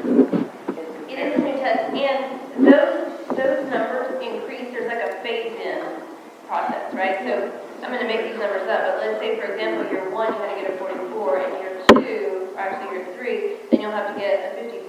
And then in the next year, you'll finally have to get a 64, and that's what it will be for us. Does that make sense? So there's a phase-in, because as educators, we have to know the new expectation and kind of figure that out as well, and how to change our instruction for the kids. Well, I guess that's more reasonable. Most college grading scales, if you get 16 or above, you at least get a D, get a 60, so that would pass. But they will increase, we just don't know. Okay, that's. And doesn't that follow your pop quiz then? Yeah. You keep, and you're saying that your 3-year-old's going to have a different test. That's right. Absolutely. Sure. It's not as though they're making the standard is set at 44% for materials that taught, training, and provided. It's the new. It's standard, and that 44% standard may be 80 points on a 100-point scale. I mean, it may be that difficult, that challenging. So it's hard to compare to what we're accustomed to in terms of what we were doing in school. Where 70 was the passing, 69 was the Yeah. You can't relate it that way. You're right, this is pretty deep dive. I mean, 99% of people won't understand all this. You have a big picture communication with the community about how we're doing it. Because, most of us say, I was a consumer, going out and buy a car, say, I'm getting reports. I open up consumer reports and I see, okay, 10 years ago, their start crash rating or, zero defects were 33%. Now they're 66%. Oh, it helps with quality, doubles, sort of, compared to if I'm buying a subcompact and compared to subcompact with other cars, I can't keep it. He's lost me already. That's what I'm saying. It's an easy way to compare school districts based on graduation rate, SAT scores, ACT scores, how people graduate when they do go to college, or college ready without taking the remediation and all this, most of this numbers. I mean, does that mean that 33%, 36%, 72% kids are always smart that they were 2 years ago? I would argue. But that's what the numbers mean. So it's like every few years, fees, tax, costs, whatever. Now we're starting a brand new one. Now we're starting over again, 30, 40% time. We're, pat ourselves on the back. Oh, we had double-digit gains, and we just keep redoing it over and over. Is it The short answer to that question is, I don't think there is an easy way. I don't think there's an easy set of numbers that we can And I'll give you, we could take SAT numbers, and even SAT numbers are skewed. Because every year, we have more and more students taking the SAT test. So you may look at SAT average scores from 10 years ago and say, my God, 10 years later, your scores are 50 points lower than they were 10 years earlier. But you have to take into account that you now have 75% more students taking the test. So anytime you raise the number of students participating in something, or you raise the number of anybody participating in anything, the percentages that are being successful are going to either stay static. It'll be very surprising when it increase. So in terms of what's the method and what do you communicate, how do you communicate it, I think you have to take what everyone else is compared to. In other words, take every school district and what they're being held accountable to, what you're being held accountable to, and try to boil it down into a couple of sound bites. 2 or 3, 4 bullets. And you say, this is our graduation rate. If you're interested in how we compare to the state, this is how we compare. You may have to explain what a graduation rate is. This is what it is. How do our kids do in math and science? You give a score, all kids. You don't break it down into black, white, brown. You just give them a score. Here's how we compare. In my opinion, that's how you begin sharing the message. Right. And then you also have as many people in the community who understand a little deeper what we're providing. Many people out there who can spreading that word, sharing that message, talking to people who are interested. I wanted to add to that to say, wonderful, outstanding job. I mean, you always wow us with this. And I was sharing with Gina, looking at your faces as this information was being given, and I said, I guarantee you it's going to be difficult for you to walk out of here and know that those numbers exist and be able to explain that to someone else. It's going to be difficult, but here's the big takeaway. The fact that you know that they exist now, the fact that you know that there's a report, that you can begin the conversation. And that's how it began with me about 7 years ago, to look at the report and know that it exists. I may not be able to do a great job of explaining it, like Natalie, but get someone else interested in it to kick off the conversation. That's the biggest thing that I would want to tell anyone walking away seeing this. And then begin to let them see the percentages, because a lot of times we're looking at percentages, but the question always comes back, compared to what? You know, I used to say, well, if the state only wants you to do 70%, hey, 70% was no good when we were coming up. Right. You know, but the point is, if you're outpacing the state, that means you're in alignment with that. The bigger picture is, it's up to the board to make a decision if they want to do 90%. That's something that your community decides. I mean, the community comes in and say, hey, we know the state is at 44%, but we want to see 54%. You guys come and tell the board puts that as a priority, and that's how we begin to change some things. So the great thing is to have the conversation here, and I'm excited to see your faces as I see you bringing this information in. I challenge you to go tomorrow and explain this to someone else. I want to get your phone number.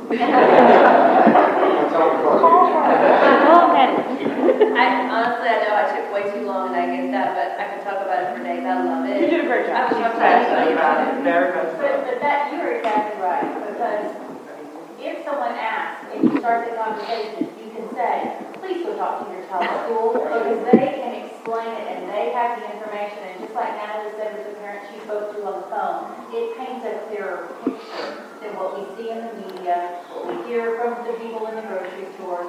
There is facts to the numbers that we can help people. And also our neighbors aren't good. Right. I mean, the whole state of Texas is fail. That's not the case. And now that this trust is out there for everybody. Can I ask just one other question so I can make sure I understand? You get the actual test from TIA, and then they give you your curriculum also, right? So theoretically, they design it. What does that curriculum entail? Is it textbooks? Is it lesson plans? What is the actual curriculum? It's the TEAPS is what we go off of, the Texas Essential Knowledge. And so it basically learning outcomes. Yes, learning outcomes. But here are the outcomes. Okay. And then we figure out how we're going to get that. So you can design the syllabus in any That is class. correct. Okay. So we have a district-wide syllabus curriculum guide that all of our schools follow. And we just make sure we get all of the TEAPS in the year, and this is our pace. guess I'll ask you two questions. All these data on pass rates and everything else, how far down do you, sift that data? I mean, can you, if you're looking at I don't know, a fourth grade class, do you take it down to individual teachers? The child. Pardon? The child. We can do it by district, we can do it by campus, we can do it by teacher, we can do it by grade level, we can do it by child. So I would know if you were in my class, I would know exactly which teams you were weak in, and I would know that when that comes up in my curriculum, you are sitting in front row. They give tests during the year too, and they know that child as he progresses through the 9 weeks. I don't know how you all do classroom assignments, but if they're fairly, I would special ed and, maybe leave get assigned to special classes, but if others are distributed fairly evenly, it would seem to me an important thing to look at is the performance of any individual teacher. If somebody is just really hitting home run, what are they doing differently than other teachers? Absolutely. And when we look at that, we're looking more at the growth of the child, not necessarily did you hit the mark, right? Because if you have a teacher with a whole group of kids who have never passed the test, and she gets them here, but passing is here, At 2%. so it's not as easy just to say what percentage of your kids passed. You've got to see how far did you grow your kids. It's a little bit different. Yeah. Who holds the teachers accountable for doing the curriculum? Oh, for doing the curriculum. For following the curriculum, say. Lots of people. Well, The principals for sure, but our content coordinators. Say again? Gina? Gina does, yes. Our content coordinators are here at the district level. We also have specialists at the campus level who work with teachers. And so their classroom walkthroughs consistently, just watching and monitoring. Teachers are brought in to a collaborative session to talk about what are we teaching in the next number of weeks and how are we going to present that information. So they consistently build with each other so that everybody is in line. And then to double check that, we have our district common assessments, right? So say after the first 9 weeks, we're going to test all of the first 9 weeks that you've ever plotted, or your scores start to go down. Then we, as our department, we start pulling out that local assessment data to say, here are our teachers performing, where's the look, where's the following. Then it comes to cycle again, here's our walkthroughs to go make sure that it's happening. And those same steps involve special education. Absolutely. Sure. Absolutely. Oh, absolutely. Those assessments run through our department as well. But like I said before, all of these teams are working together. So when they meet in their PLCs, for example, a teacher group, you also have a special representative in that group. You have the LEP representative in that group, so that everybody understands what that goal is. They're all working together on the curriculum, on the assessment, on the instruction part of it.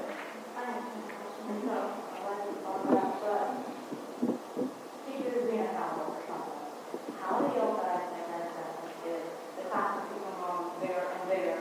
You have a lot less time to focus with the student because some other kids right next to it, not listening, not focusing, or hurting their somebody. So that actually, because I have all the parents full, and I've seen that, and I've seen that all the time. It's hard because the teachers trying to do what they need to do, Right. but how can they do that if that class keeps on growing?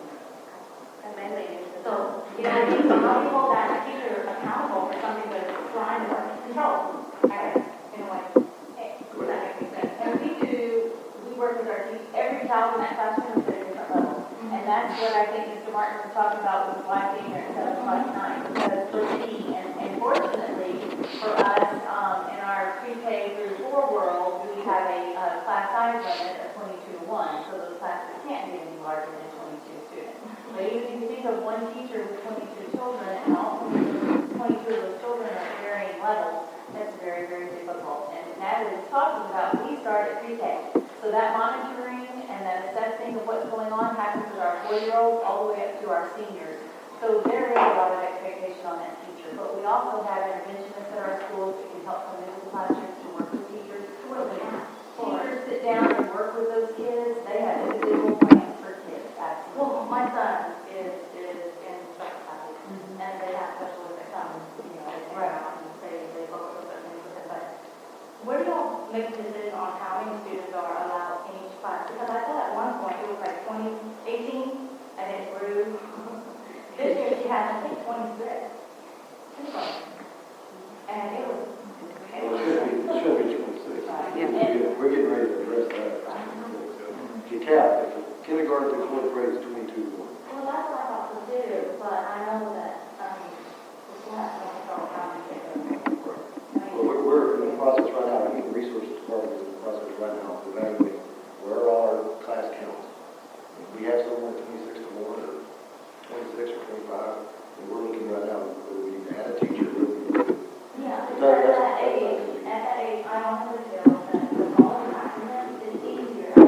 It's better for teaching at that time, because you need to get their attention and get them focused at that. Because if you don't, they're going to move on to the first grade or second grade, and they're going to go with the average flow. I don't want that. I don't want to done at camp. I don't want to. I can't imagine 22. 22 is still a lot of kids. Yeah, it's still a lot of kids. Five is too many. That's not a question, right? At this time of the year, first couple of weeks of the school year, we have every kid. We have kids that are enrolling we weren't expecting. We have more than we were expecting in some spots. And so, yeah, it's going to be, we're very conscious of making sure we're talking to our principals. Their classes are 26 to 1. Where they're 13 to 1. Where can we begin consolidating the kids in the classes? That's an ongoing, I remember we had that conversation today, it's a daily conversation. Principals are calling, give me help. Some reinforcements, kindergarten. What's the one above fourth grade? I'm sorry? Above fourth grade, it's how many? From 5th grade on, there is no. There's no. We have self-imposed caps that we try to, at the district level, try to maintain. It depends on your median, or 5th and 6th grade, middle school, 7th and 8th, and high school. Yes, sir. Yes, this is a very excellent presentation, and I think I've learned so much tonight as I look at this excellent presentation. However, I have some questions. I've been associated with the community college system now for some time, and we have seen over the years that a great number of students continue to come to community college and take remedial classes. Does the state hold each district accountable with regards to how long it takes a student to finish college in the remedial system or district? And do they also track the number of students who are actually going to college and participating in remedial classes? Can you enlighten me? Through the accountability department with TEA, that number is not tracked, especially when students track kids after they go to college. Here's what we know. There aren't very many reliable sources to tell us, or any K-12 system, how many of your graduates are going to college. There is it's called the National Clearinghouse, where colleges across the country subscribe to it. And most colleges do, both public and private. Not all, the vast majority of them. They report how many students they receive from Elsick High School, Hastings High School, and ISD in total. The most recent information we have for our school district was the class of 2010, the graduates. We will have data on the class of 2011 probably this fall sometime, because it takes 12 months for it it just takes 12 months for you to get that data. The class of 2010, out of the graduates who graduated from Alief ISD, 57% of those graduates enrolled in higher ed the following fall. That's great. 57. I wouldn't call it great. It was better than I was expecting, maybe. So 57%. We know that from the class of 2010.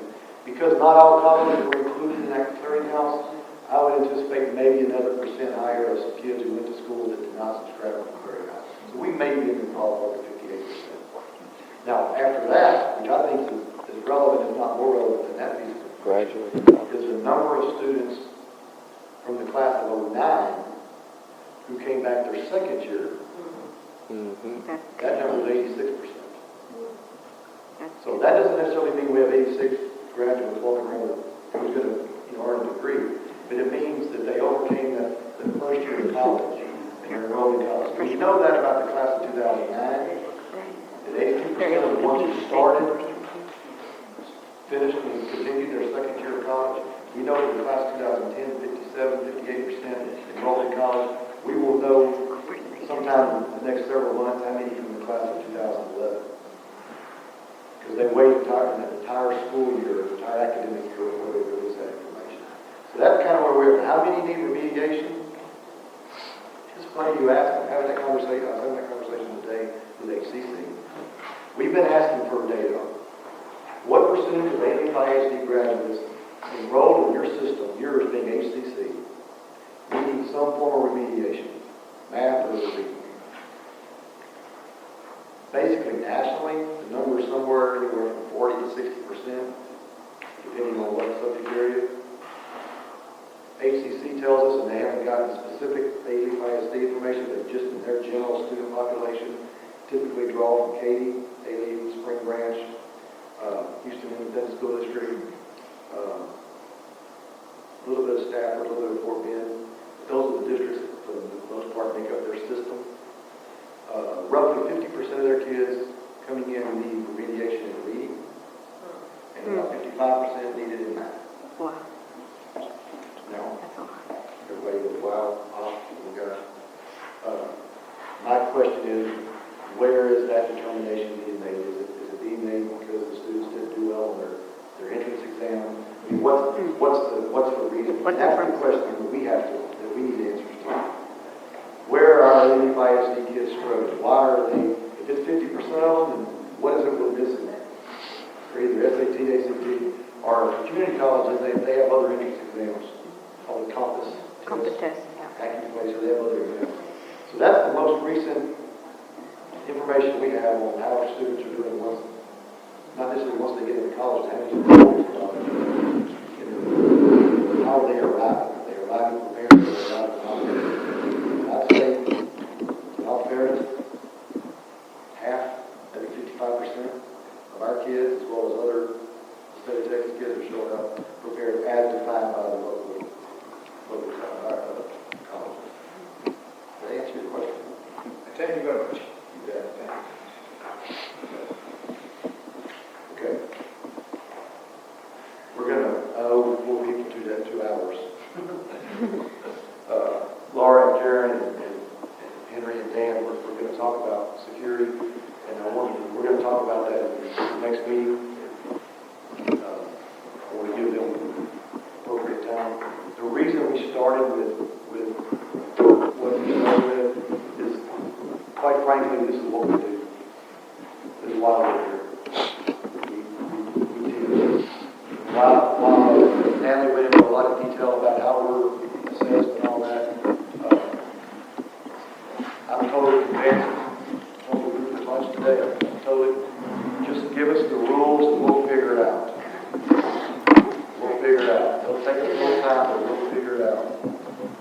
My concern with everything that we just talked about this evening, my concern, and this is a concern you should have, my concern is that with all of what we just showed you, with all the, in some cases, success, in some cases, where we got to work on, are we still helping prepare students to do what Emmanuel just asked about?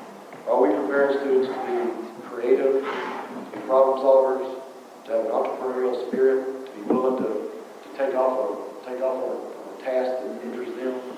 My concern is what we're doing right now, the direction we're being driven by not just the state, but by the feds.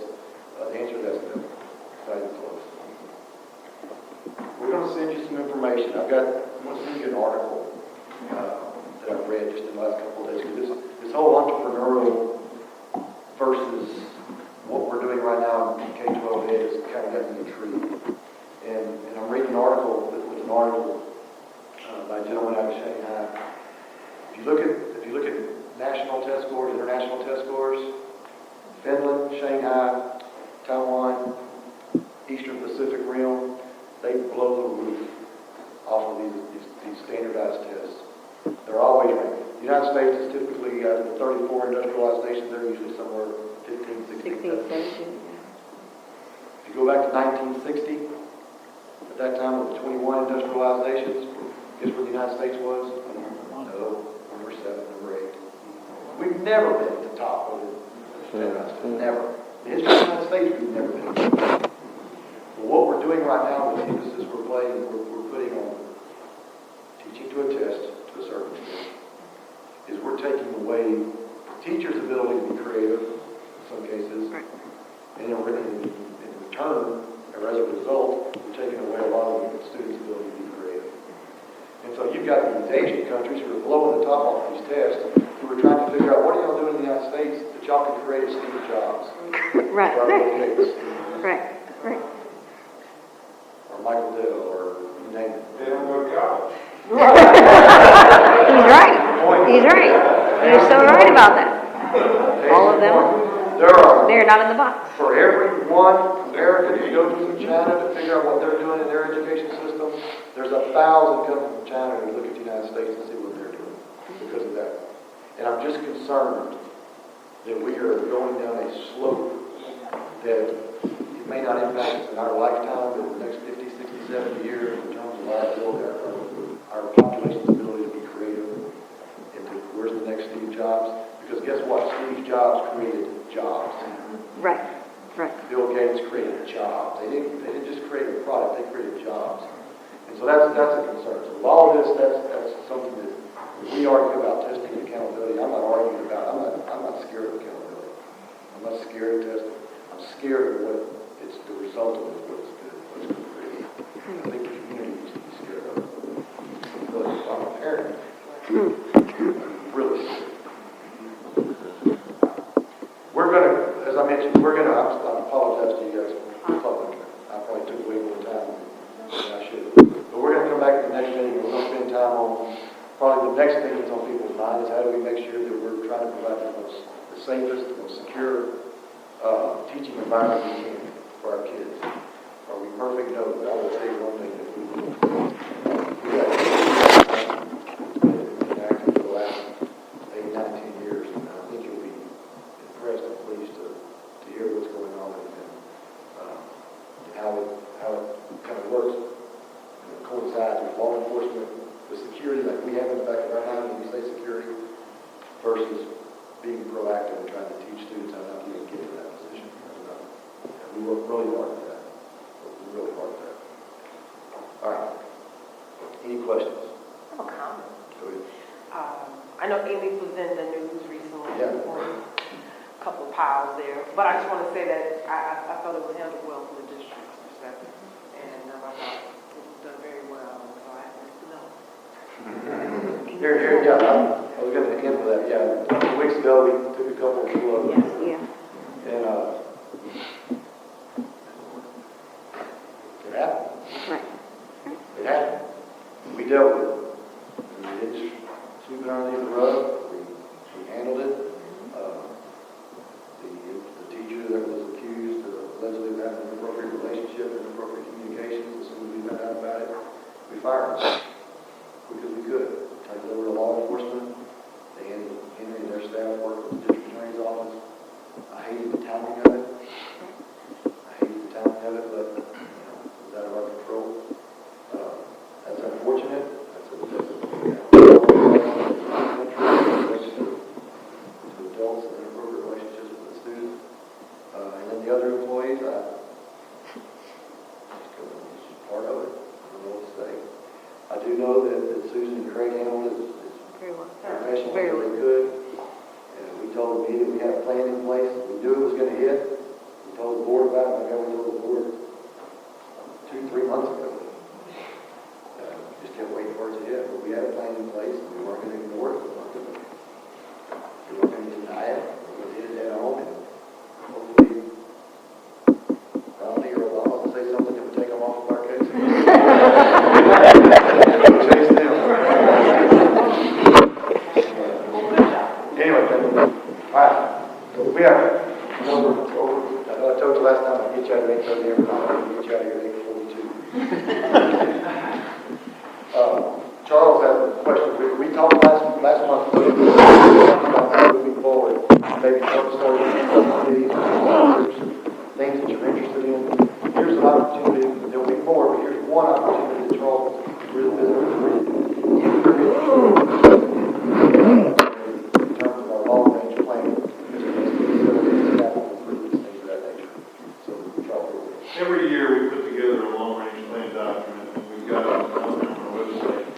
basically it's a 5-year projection of enrollment, facility needs to meet that enrollment, and then the financing necessary to build those facilities. When a district's really growing, like, say, Katy or Cy-Fair, that's an extremely difficult job to project what the needs are gonna be and where to build the buildings and so forth. Alief's been pretty flat in enrollment growth because we're built out, like we talked about last time. So we're in a maintain mode, and I appreciate the comment on the facilities. We do our very best to take care of what we have so that we don't have to bulldoze and replace. But I tell you, at the same time, it takes a lot of money to do that. We had a bond referendum in 2003 for $175 million. We're down to approximately $34 million of authorized bonds that haven't been sold yet, stretched out over the next 5 years. We have needs that go beyond those 5 years. One of the board priorities this year is to take a look at those needs beyond those 5 years, along with everything we're doing in career technology and career pathways and all the relationships we have with ACC, and look at all the building needs and all the renovation needs that we can see out far, and maybe as far as 10 years. And then look at ways to finance that. Not necessarily a new bond issue, or bond referendum, but trying to spend more of our general fund monies on that, or stretch out the types of renovations that we're doing. And I'd like to say also this time, because this group can pass along, the board just passed the budget, the tax rate, and they dropped the INS rate another penny for the second year in a row. And when we're doing more with less, it's very feather in the cap for the school district and for you as taxpayers to pass that information on. We were able to lower taxes for 2 years in a row at a time when we don't have enough money to afford a long-term raise. So what I would like to say to you is I need 6 or 7 people from this committee to be on a subcommittee to try and help identify those needs long-term, help prioritize it. We're going to start off with a tour around the district and kind of show you some of the facilities and some of the areas that we know that we need to focus on, and then try to come up with this list and build the next long-range plan that we'll bring to the board in March. So I've got just a poster back here in the back of the room on your way out. If you'll just write your name on there if you're interested, and then I'll let you know. There'll probably be a meeting in mid to late October, and then another one around Christmas, before Christmas break, and culminate with a long-range plan for March.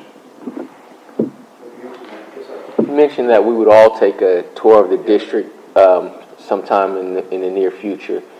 Would it be too late to sign up then? Maybe we may not be inspired sitting here now, but once we take that tour, maybe we may be inspired to do something more. Would it be? Okay. Pretty smart guy.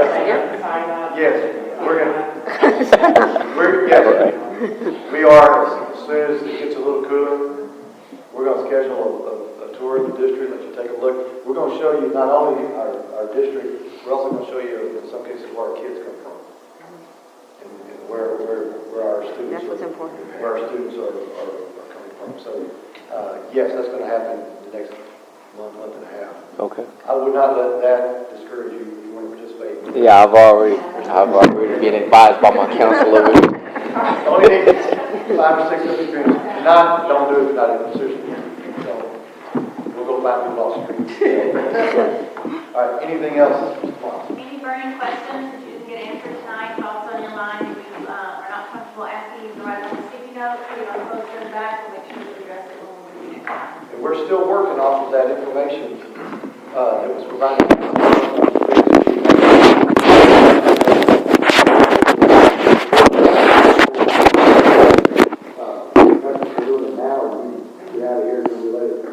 Just send us an email. Send Susan or Gina or send it to me, that's fine. But just let us know if there's things that you would like for us to be sure and talk about so we can have this open dialogue and open conversation. No questions or off limits.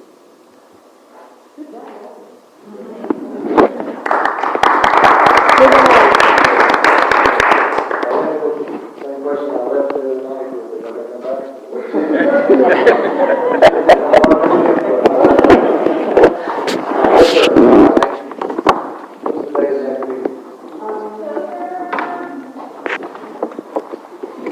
October 9th.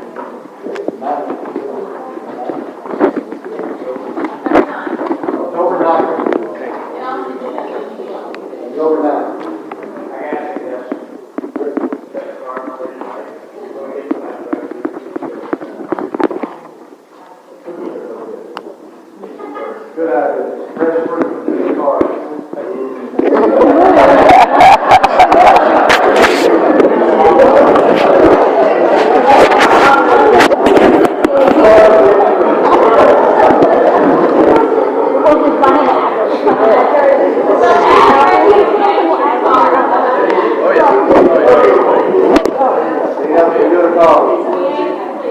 Thank you very much. Please email us. Let us know. Have a good night. How you doing? Let's go. Yes, yes.